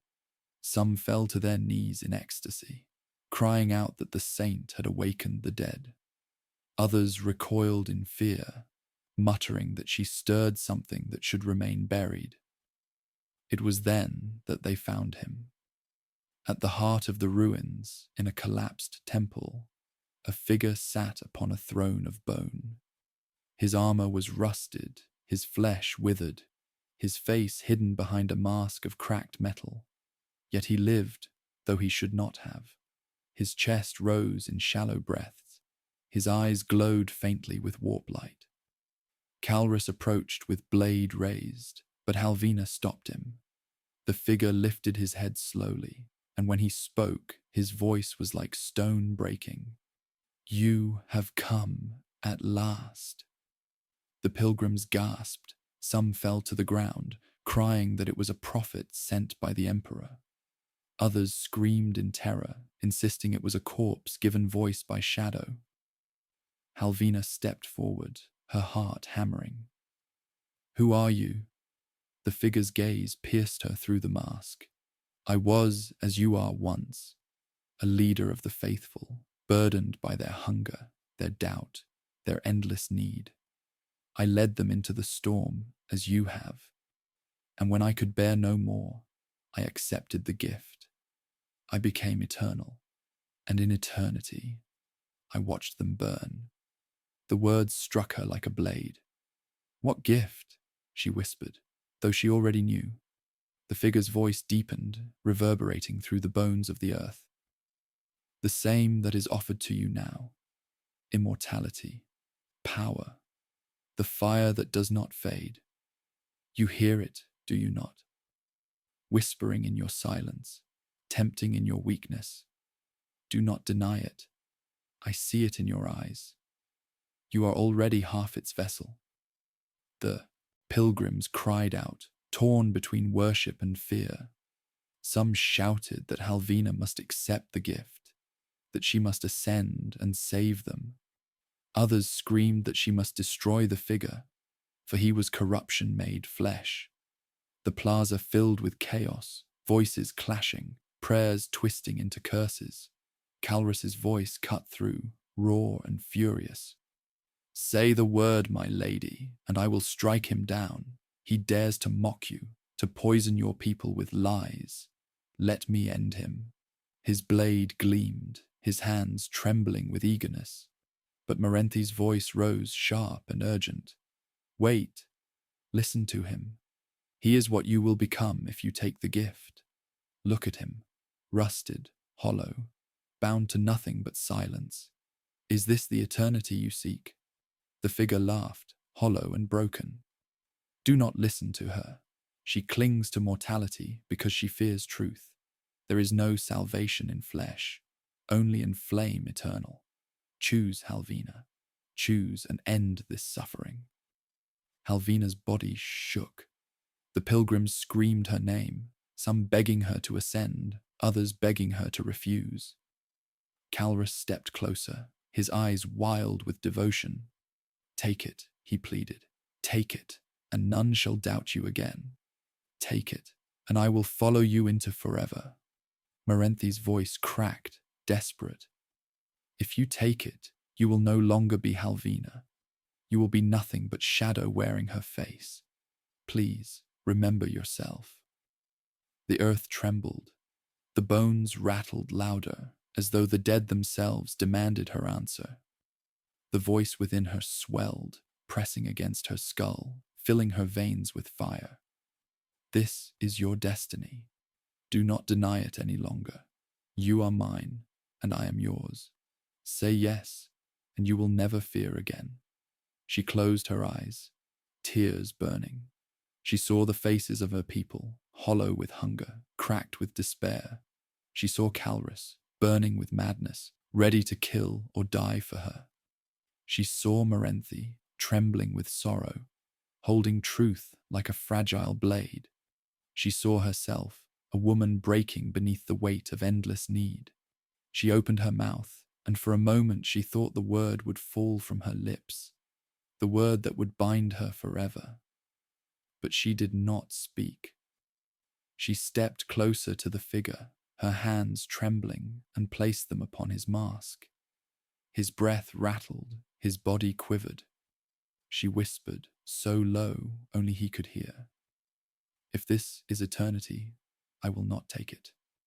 His body stiffened, then shuddered. He laughed once more, hollow and broken, before collapsing upon the throne. The light in his eyes faded, and the bones beneath the plaza groaned, cracking as though a long sleep had ended. The pilgrims screamed, some in terror, some in awe. Calrus roared in fury, raising his blade, but Halvina raised her hand. "No, he is finished. Leave him." The plaza fell into uneasy silence, broken only by the moans of wind through broken towers. The pilgrims looked to her, their eyes torn between reverence and fear. She felt their gaze pierce her like knives. She had refused again, but she knew each refusal cost her more. That night, as they prepared to leave the dead world, Calrus came to her, his voice trembling with rage and grief. "Why do you deny yourself? Why do you deny us? You could save them. You could save me. But you cling to weakness, and in weakness we will all perish." Halvina touched his cheek lightly, sorrow in her eyes. "Because if I take it, I am no longer yours. I am no longer theirs. I am no longer me." He turned from her, his body shaking, his hand tight on his blade. Morenthi came after, her voice soft. "You did well. You chose truth. But how many more times can you refuse before you break?" Halvina did not answer. She looked to the stars, where storms brewed anew, and whispered into the silence. Not yet. The dead world fell away behind them, its broken towers shrinking into shadow as the fleet clawed once more into the endless dark. The pilgrims carried the memory of the masked figure like a wound they could not close. Some whispered he had been a prophet who revealed Halvina's destiny. Others spat that he was a husk, a warning sent to break their faith. Every voice sharpened the fracture until it spread like cracks through glass, splitting loyalties into shards too jagged to mend. On the Sanctis Vox, the air was heavy with tension. Pilgrims prayed louder than before, but their prayers carried not hope but desperation. Factions had begun to mark themselves, some smearing ash across their foreheads to show devotion to Halvina's divinity, others wrapping rags around their arms to declare that she was mortal and nothing more. The rest drifted in between, hollow-eyed and weary, waiting for someone else to tell them what truth to cling to. Every hallway smelled of sweat and fear. Every shrine flickered with the smoke of too many candles burning at once. Halvina walked among them, her steps heavy, her body frail from sleepless nights. She touched their shoulders, offered blessings, but even her words felt thin, stripped of the strength they once carried. She felt like a shadow of herself, worn down by voices that demanded she be both more and less than what she was. Yet still, they looked to her. Still, they reached for her, as though she were the last flame left in the void. Calrus followed her always, his armor dented, his eyes burning with a loyalty that had begun to warp into something harsher. His voice was edged with fury each time he spoke of the doubters. "They poison you with their weakness," he said one evening, his hand gripping the hilt of his blade. "Every whisper of doubt is a knife at your throat. Give me leave and I will silence them. I will carve out their tongues, and then you will have only faith around you." Halvina shook her head, her hand trembling as she touched his arm. "If faith requires silence, it is no faith at all. It is slavery. I will not be a tyrant." His jaw clenched, his eyes fierce. "You already are their tyrant. They worship you, or they curse you.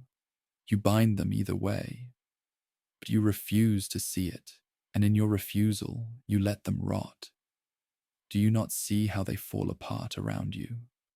His voice broke, raw with something between grief and rage. I would die for you, Halvina, but if you do not take hold of them, all of us will die in vain. She turned away, unable to answer. His words were knives because they carried a truth she could not bear. She felt herself unraveling with every step, every choice, every refusal. Morenthi was quieter, but no less heavy with judgment. She wrote feverishly in her tome, her eyes following everything Halvina did with a sharpness that pierced deeper than any blade. When she finally spoke, it was in the quiet of her chamber, her voice brittle. You stand between two graves. One is theirs, if you remain what you are.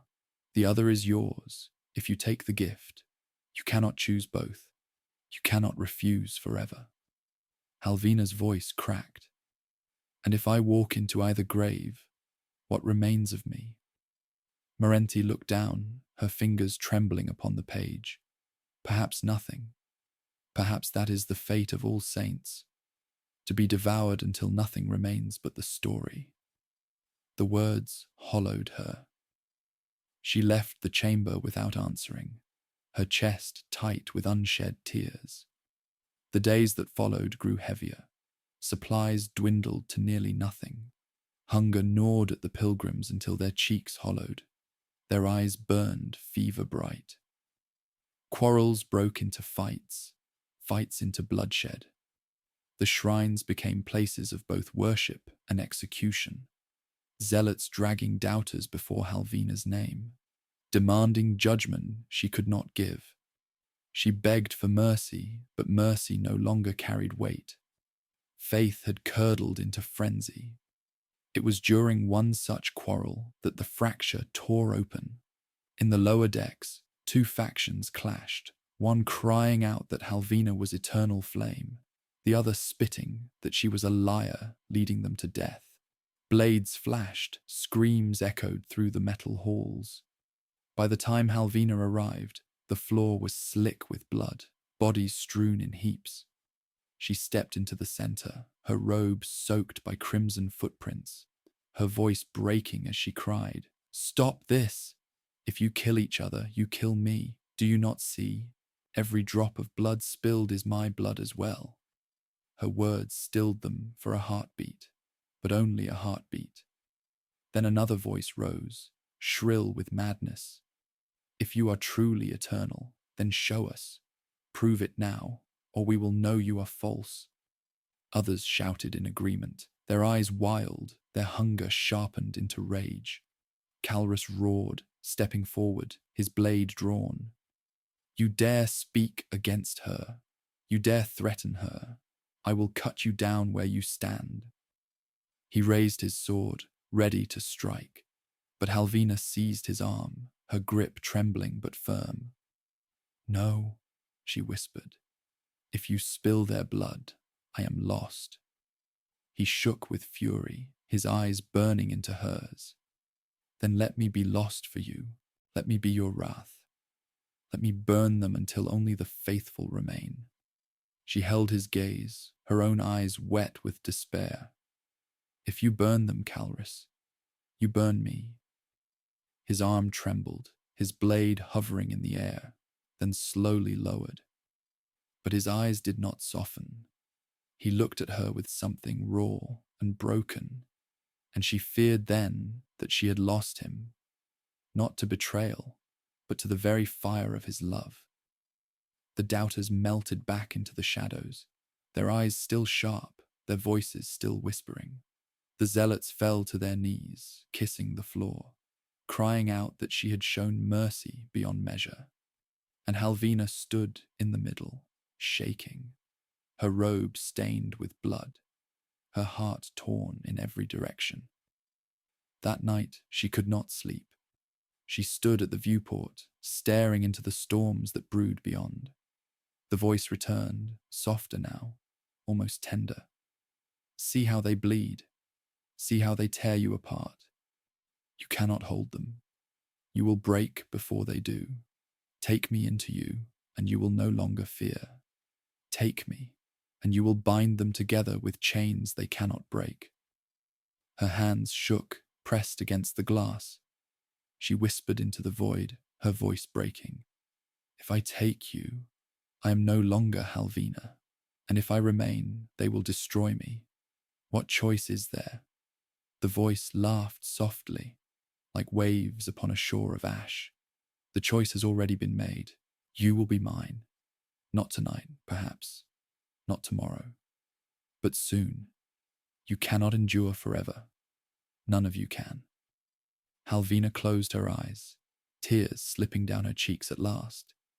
She pressed her forehead to the glass, her breath fogging the cold surface. In the silence of her heart, she whispered the same words she had whispered every night since the pilgrimage began. Not yet. Not yet. And outside, the warp storms flickered, waiting, patient, eternal. The fleet drifted deeper into the void, its hulls groaning like coffins dragged across stone. The air inside the ships had grown stale, thin with hunger, and thick with smoke from too many candles burning in too many shrines. Every corridor whispered with footsteps that did not always belong to the living. The warp pressed closer now, its storms no longer a distant horizon, but a tide that lapped against the hulls, spilling voices into the ears of those too weary to resist. Some pilgrims walked with vacant eyes, murmuring to phantoms. Others sharpened their blades, waiting for the next quarrel to tear them into factions once again. Halvina stood at the prow of the Sanctus Vox, her hands pressed against the cold glass of the viewport. The storms ahead churned in colours that defied naming, each flicker a scream, each ripple a promise. Her reflection stared back at her, gaunt, hollow-eyed, a face that was still her own, yet less so with each passing day. She felt her heart beat like a drum of fragile flesh against the vast silence, and she wondered how much longer it would hold. Calrus came to her, his armor dented and streaked with dried blood that he had not bothered to clean. His devotion clung to him like rust, eating into him until it was difficult to see where faith ended and madness began. He knelt before her, his voice raw. Saint, the people crumble. They whisper lies. They doubt you. They betray the very air they breathe. Let me be your sword. Give me leave to cut away their weakness, and you will have only strength around you. She looked down at him, her eyes heavy with sorrow. If you cut them away, what remains is not strength, but silence. And silence is death. His jaw tightened, his eyes burning like coals. Then let it be death, so long as you remain. I would burn this fleet to ash if it meant preserving you. Her hand trembled as she touched his cheek. Do not love me so fiercely that you forget what it means to follow me. He bowed his head, but she saw the storm still raging in his eyes. Later, she found Morenthi alone in the shrine chamber, her tome spread open before her, its pages filled with jagged script. The scholar's lips moved as she wrote, her quill scratching furiously, her hands shaking. She did not look up when Halvina entered. I write because I must, she said, her voice brittle. Because if I do not, the truth will be swallowed by the madness around us. You think you carry them, but they carry you too, and they will drop you into the abyss when their arms fail. Halvina sat beside her, the candlelight flickering across her face. Then what would you have me do, Morenthi? Abandon them? Leave them to the storm? Morenthi's hand stilled, her quill hanging above the page. Her eyes glistened as she whispered, I would have you remember that you are mortal, that you can break, that it is not always your duty to save what cannot be saved. The words pierced Halvina, but she could not accept them. She rose without answering, leaving Morenthi hunched over her tome, her shoulders shaking in silence. That night, the voice came stronger than ever. It seeped into her bones as she lay on her cot, wrapping around her like chains of fire. You are breaking, it whispered, tender and merciless. Your knight will betray you in love. Your scholar will betray you in truth. Your people will betray you in hunger. Only I will remain. Take me, and I will bind you whole. Take me, and you will not falter. You will not die. She pressed her hands to her ears, whispering prayers that sounded more like pleas. Not yet, not yet. But the voice only laughed, a sound like a wave breaking on a shore of skulls. The following day, the fracture within the fleet tore wider. In the lower decks, a group of zealots gathered, their faces painted with ash, their eyes wild. They proclaimed Halvina, the eternal flame, demanding that she cast off her flesh and ascend. Another faction, gaunt and desperate, spat that she was false, that her refusal to take the gift was proof she was leading them into death. Words turned to screams, screams to steel. By the time Halvina arrived, blood had already soaked the metal floors, and the bodies of pilgrims lay broken in the corners. She stepped between them, her robe stained by their blood, her voice rising above their frenzy. Enough. Every drop you spill is my blood. Every curse you cry is against me.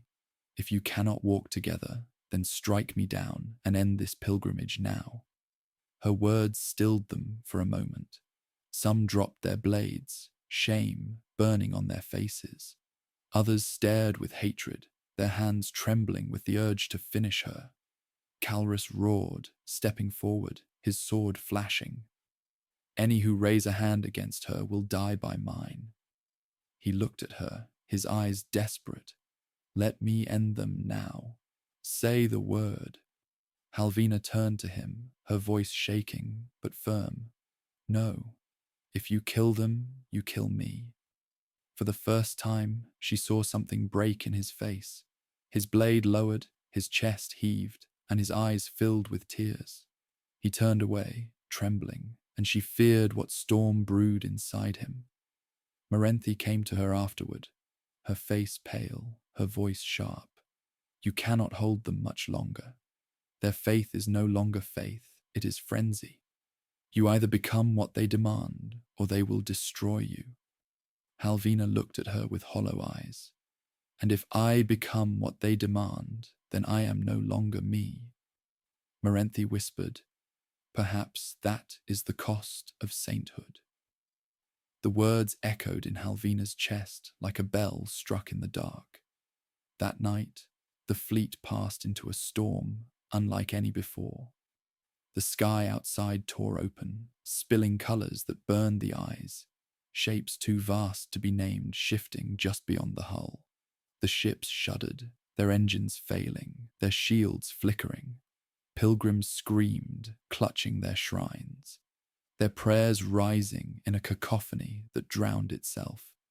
In the command chamber, Halvina stood at the center, her hands gripping the rail, her voice breaking as she cried above the chaos. Hold together! Hold, or we are lost! But even as she spoke, the voice surged through her veins, filling her skull with fire. They are already lost. Only you can endure. Only you can be eternal. Say yes, and I will crown you now. Her body trembled, her knees nearly giving way. She saw her people clawing at one another, saw Calrus burning with rage, saw Morenthi clutching her tome, with tears streaming down her face. She wanted to say the word. She wanted to surrender.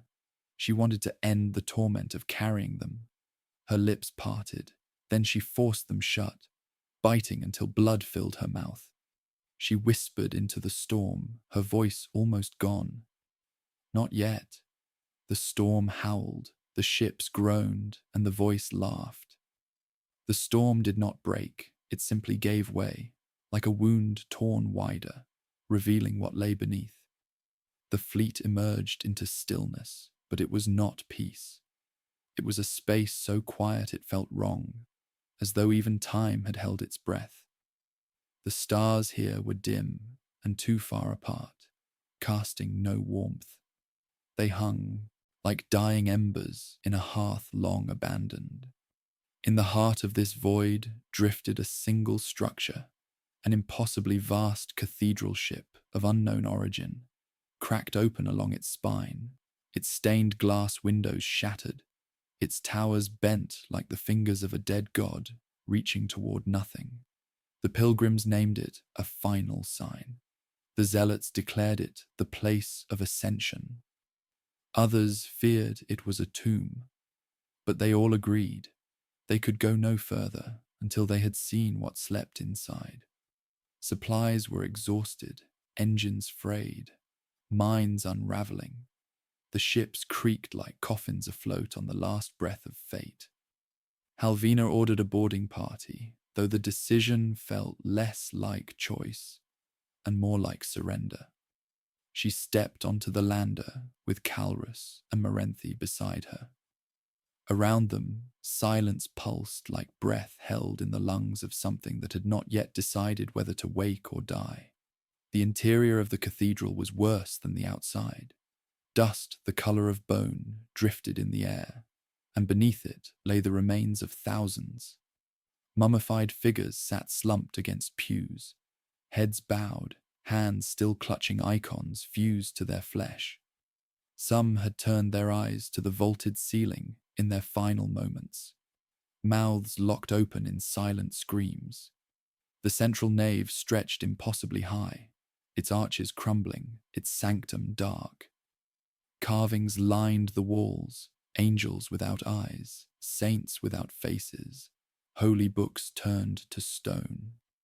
Halvina walked among them slowly, each step echoing like a judgment in the dust. Calrus moved ahead, his blade drawn, tense as a wire pulled to breaking. Morenthi stayed close, her hand pressed to her tome as if it could shield her from the weight of the place. At the heart of the cathedral, they found it. A dais surrounded by the shattered remains of a choir, and upon it, a throne carved from black stone. Upon the throne sat a figure draped in robes of faded gold, its body long since turned to bone. But unlike the corpses outside, this one had not collapsed. It sat upright, hands folded neatly in its lap, as if still waiting for the last sermon to begin.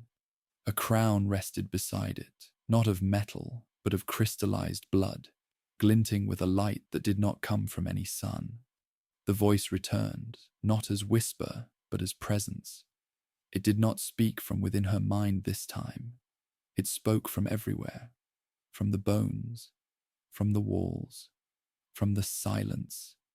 Here it ends. Here you will take what is yours.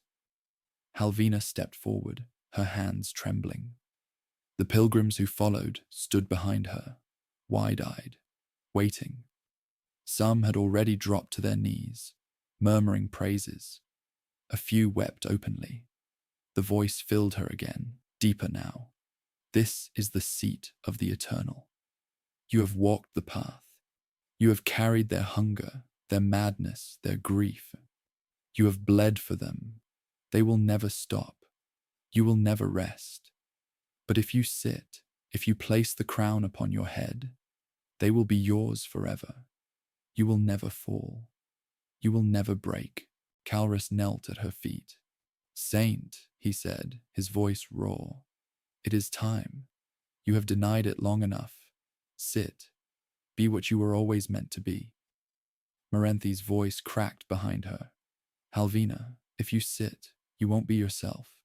You'll be a statue, a symbol. You'll be what they demand, not what you chose. Please, please don't.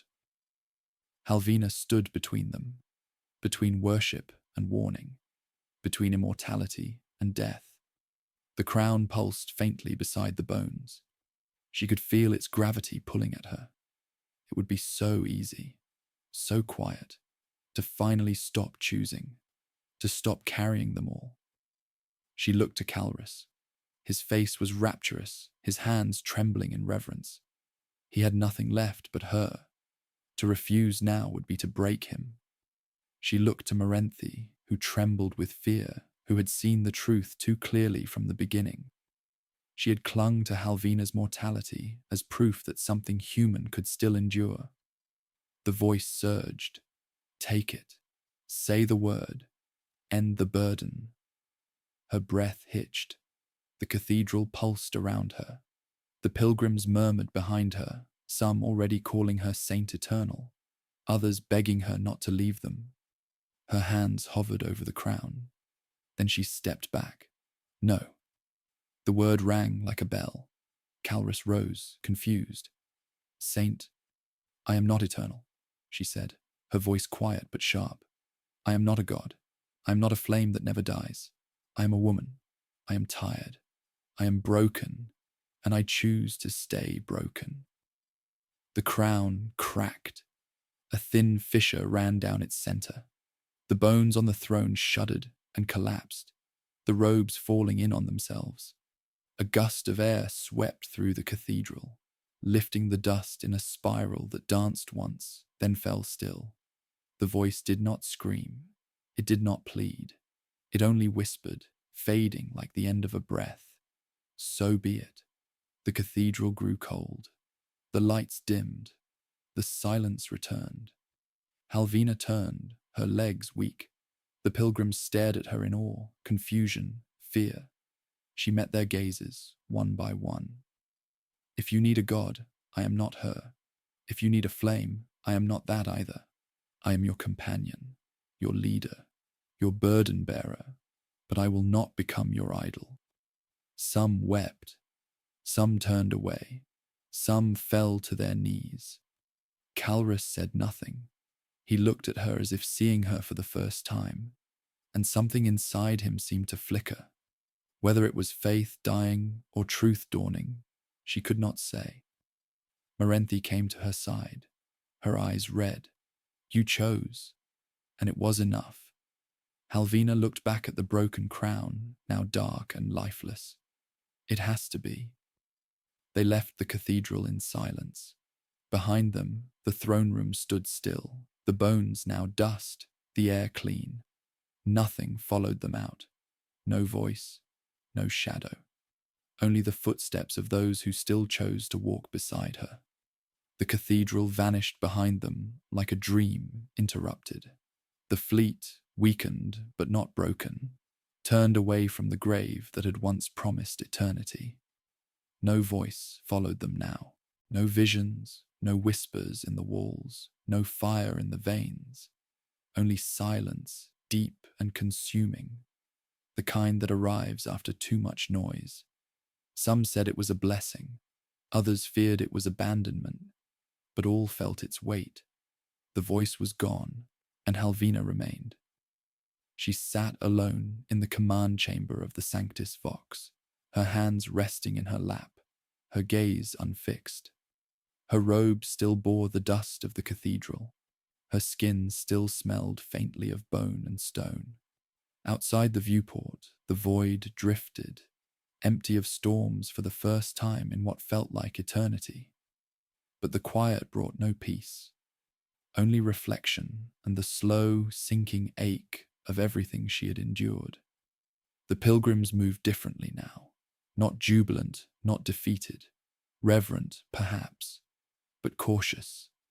They no longer cried her name with fevered voices, no longer demanded miracles. They watched her in silence, with something more like awe and less like need. The zealots who once called her flame now walked with bowed heads. Some abandoned their symbols, their painted ash and marked robes. A few wept quietly and alone, as if grieving the god they had almost made. Halvina said nothing to them. Not yet. She let them live in the silence. Let them breathe without command.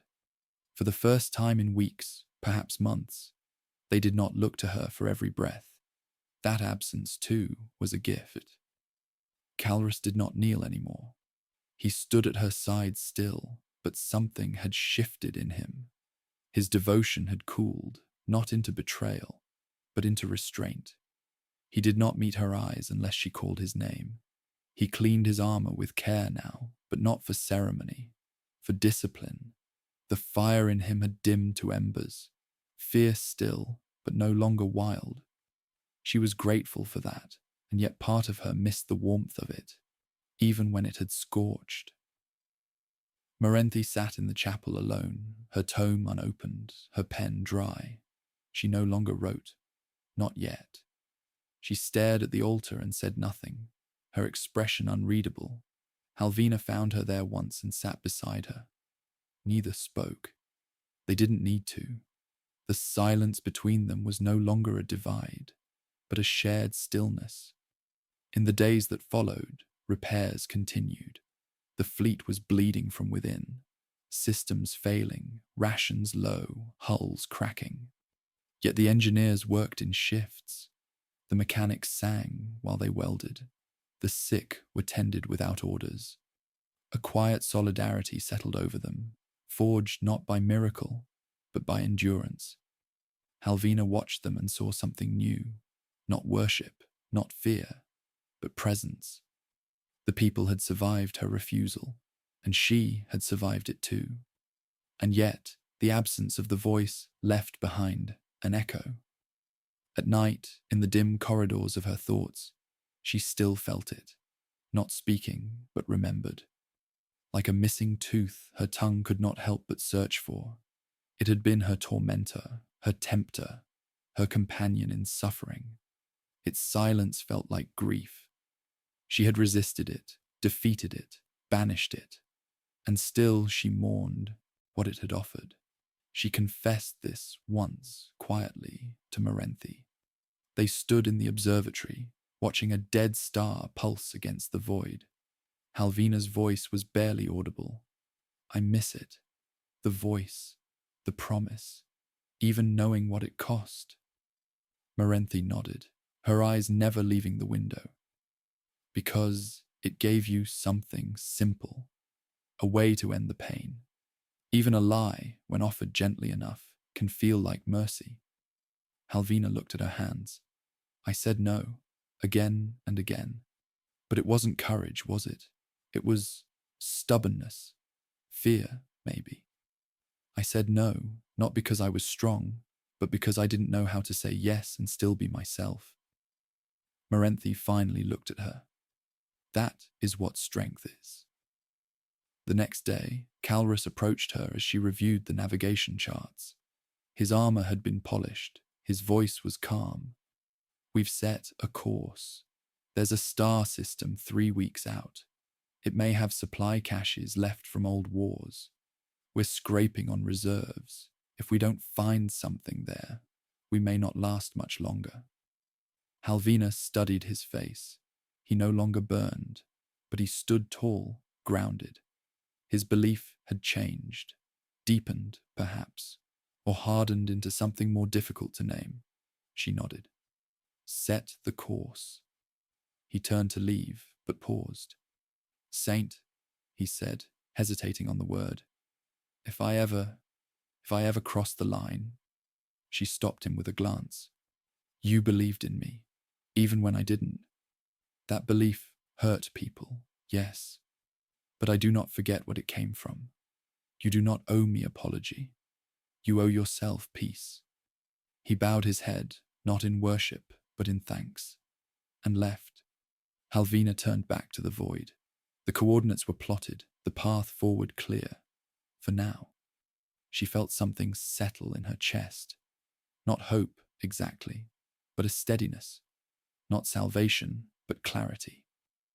That night, the pilgrims gathered without command. They lit no great fires, sang no hymns. They stood together in the open halls of the ship, heads bowed, hands clasped, not in desperation, but in memory, of what had been endured, of what had not been surrendered to. Halvina stood among them, not above. They made no speeches, asked no blessings, but when she passed through their midst, they parted, not as subjects, not as worshippers, as companions, as survivors. Morenthi wrote again that night. Her hand moved slowly, carefully. The ink scratched the page like breath returning to lungs. Calrus stood at the edge of the bridge, watching over the stars, one hand resting on the hilt of a blade that had not tasted blood in days. Halvina sat in her quarters, alone, her palms open in her lap. She did not pray. She did not wait. She simply breathed. Outside the hull, the warp curled, distant and silent. The voice did not return, but its shadow remained, an echo swallowed by will. And still the fleet moved forward.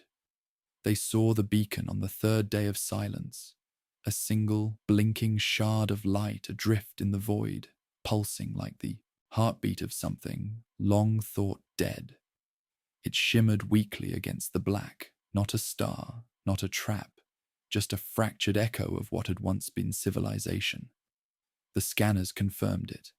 A derelict way station, likely forgotten since the last age of imperial withdrawal, clinging to the edge of a cold system with no name. There were no active transmissions, no signs of life, but there was power, enough to breathe, enough to hope. Halvina stood on the observation deck with Calrus and Morenthi, watching as the station resolved into form through the frost-laced glass. It was jagged and inert, its outer hull warped by time and heat and cold again, like a carcass that had never been buried. But it rotated, slowly, persistently, a thing that refused to be erased. Docking procedure is possible, Calrus said quietly. But the risk? Everything is a risk, Halvina answered, not turning to him. We dock, we search, we salvage what we can, not for salvation, for continuity. Morenthi exhaled, a breath she'd been holding too long. There's something poetic about it, that even in death, remnants linger, like breath caught in stone. The Sanctus Vox adjusted its course with aching grace, the engines whining like tired bones. Across the fleet, lights flickered awake. Pilgrims murmured prayers not to gods, but to systems, to seals, to oxygen. There was no celebration, just movement. They had done this before, on dead ships, on hollow moons, in the aftermath of slaughter. This, at least, was familiar. The docking process took hours. The clamps resisted, the airlocks screamed. The way station systems had not known companionship in decades, perhaps centuries. When the final seal clamped down and the pressure equalized, Halvina entered first. Not because she was the saint they once believed, but because she had learned to walk into silence without waiting for permission. The air inside was stale but breathable. The lights flickered overhead in a slow, erratic rhythm, casting long, bending shadows across corroded walls. The corridors stank of old metal and dried coolant. Memory lived here, deep in the panels, beneath the dust. Not voices, not presences, just the cold whisper of abandonment. Teams followed her inside, quiet, deliberate, armed but not raised. They moved like archaeologists of their own possible future, touching walls gently, cataloguing decay. In the central chamber, they found it. A still-active generator core, half-cracked, humming low. Power reserves minimal, but functional. Life support for perhaps a week. Rations stored in vacuum-sealed lockers, untouched. Machines that could be coaxed into giving warmth again. Halvina stood in the center of it, surrounded by ash-covered consoles, and allowed herself a single breath of something near relief. Not joy, not triumph, just endurance, rewarded. Calrus approached from a side passage, helmet tucked beneath his arm. We'll rotate crews. Let them rest here in shifts. The core won't last, but it'll buy us time. She nodded. That's all we've ever needed. Time. He hesitated, then offered her a small data slate. There's something else. Logs, old logs, from the final custodian of the station, before it went dark.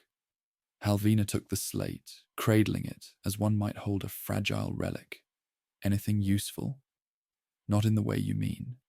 No maps, no caches, just thoughts, warnings, a man waiting to die with dignity. She said nothing more, but tucked the slate into her robe and moved deeper into the station. The flickering lights followed her like hesitant ghosts. In a small observation alcove, glass cracked, one panel missing. She sat alone. The data slate flickered to life. The voice was male, ragged, soft. A man near the end. "If you're hearing this," it began, "then you've come farther than most. This place wasn't built to last. Neither was I. We were meant as a stopgap, a place to catch breath in the storm. But the storm never passed. It just changed shape." Halvina closed her eyes. "I watched the last of my crew die one by one, not in battle, in boredom, in waiting, in hope that slowly became salt in the mouth. When the last one went, I stayed, because someone had to close the door. Someone had to witness the last star go out." The voice paused, cracked. "I don't know your name. I don't know what's left out there. But if you've found this, know this much. You are not alone in feeling forgotten. The galaxy forgets all of us eventually, but we are here, even in rot, even in the dark. You are not the last." The recording ended in static. Halvina stared at the black screen for a long time. Not in mourning, not even in sorrow, but in kinship. She found Morenthi in one of the control rooms, rewiring a guidance array. Her hands were black with dust, her face smudged. "You should rest," Halvina said. Morenthi glanced up, smiling faintly. "Rest when the stars remember us." "Maybe they do," Halvina replied. "They just speak in ruins."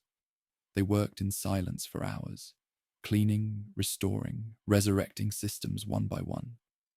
The station began to breathe again, in small, uneven pulses. A heartbeat found beneath dust. The pilgrims moved through it like children in a long-lost cathedral, not praying, not prostrating, simply touching walls, sitting, whispering, as if being inside something that had survived made them believe they could survive too. In the final hours before the power would wane, Halvina gathered them in the central hub.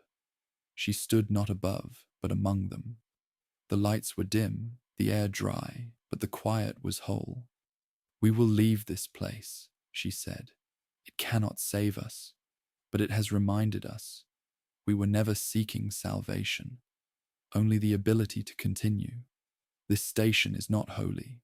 It is not cursed. It is memory. A memory like us endures when all else fails." They did not cheer. They did not weep. But they bowed their heads, not in worship, but in recognition.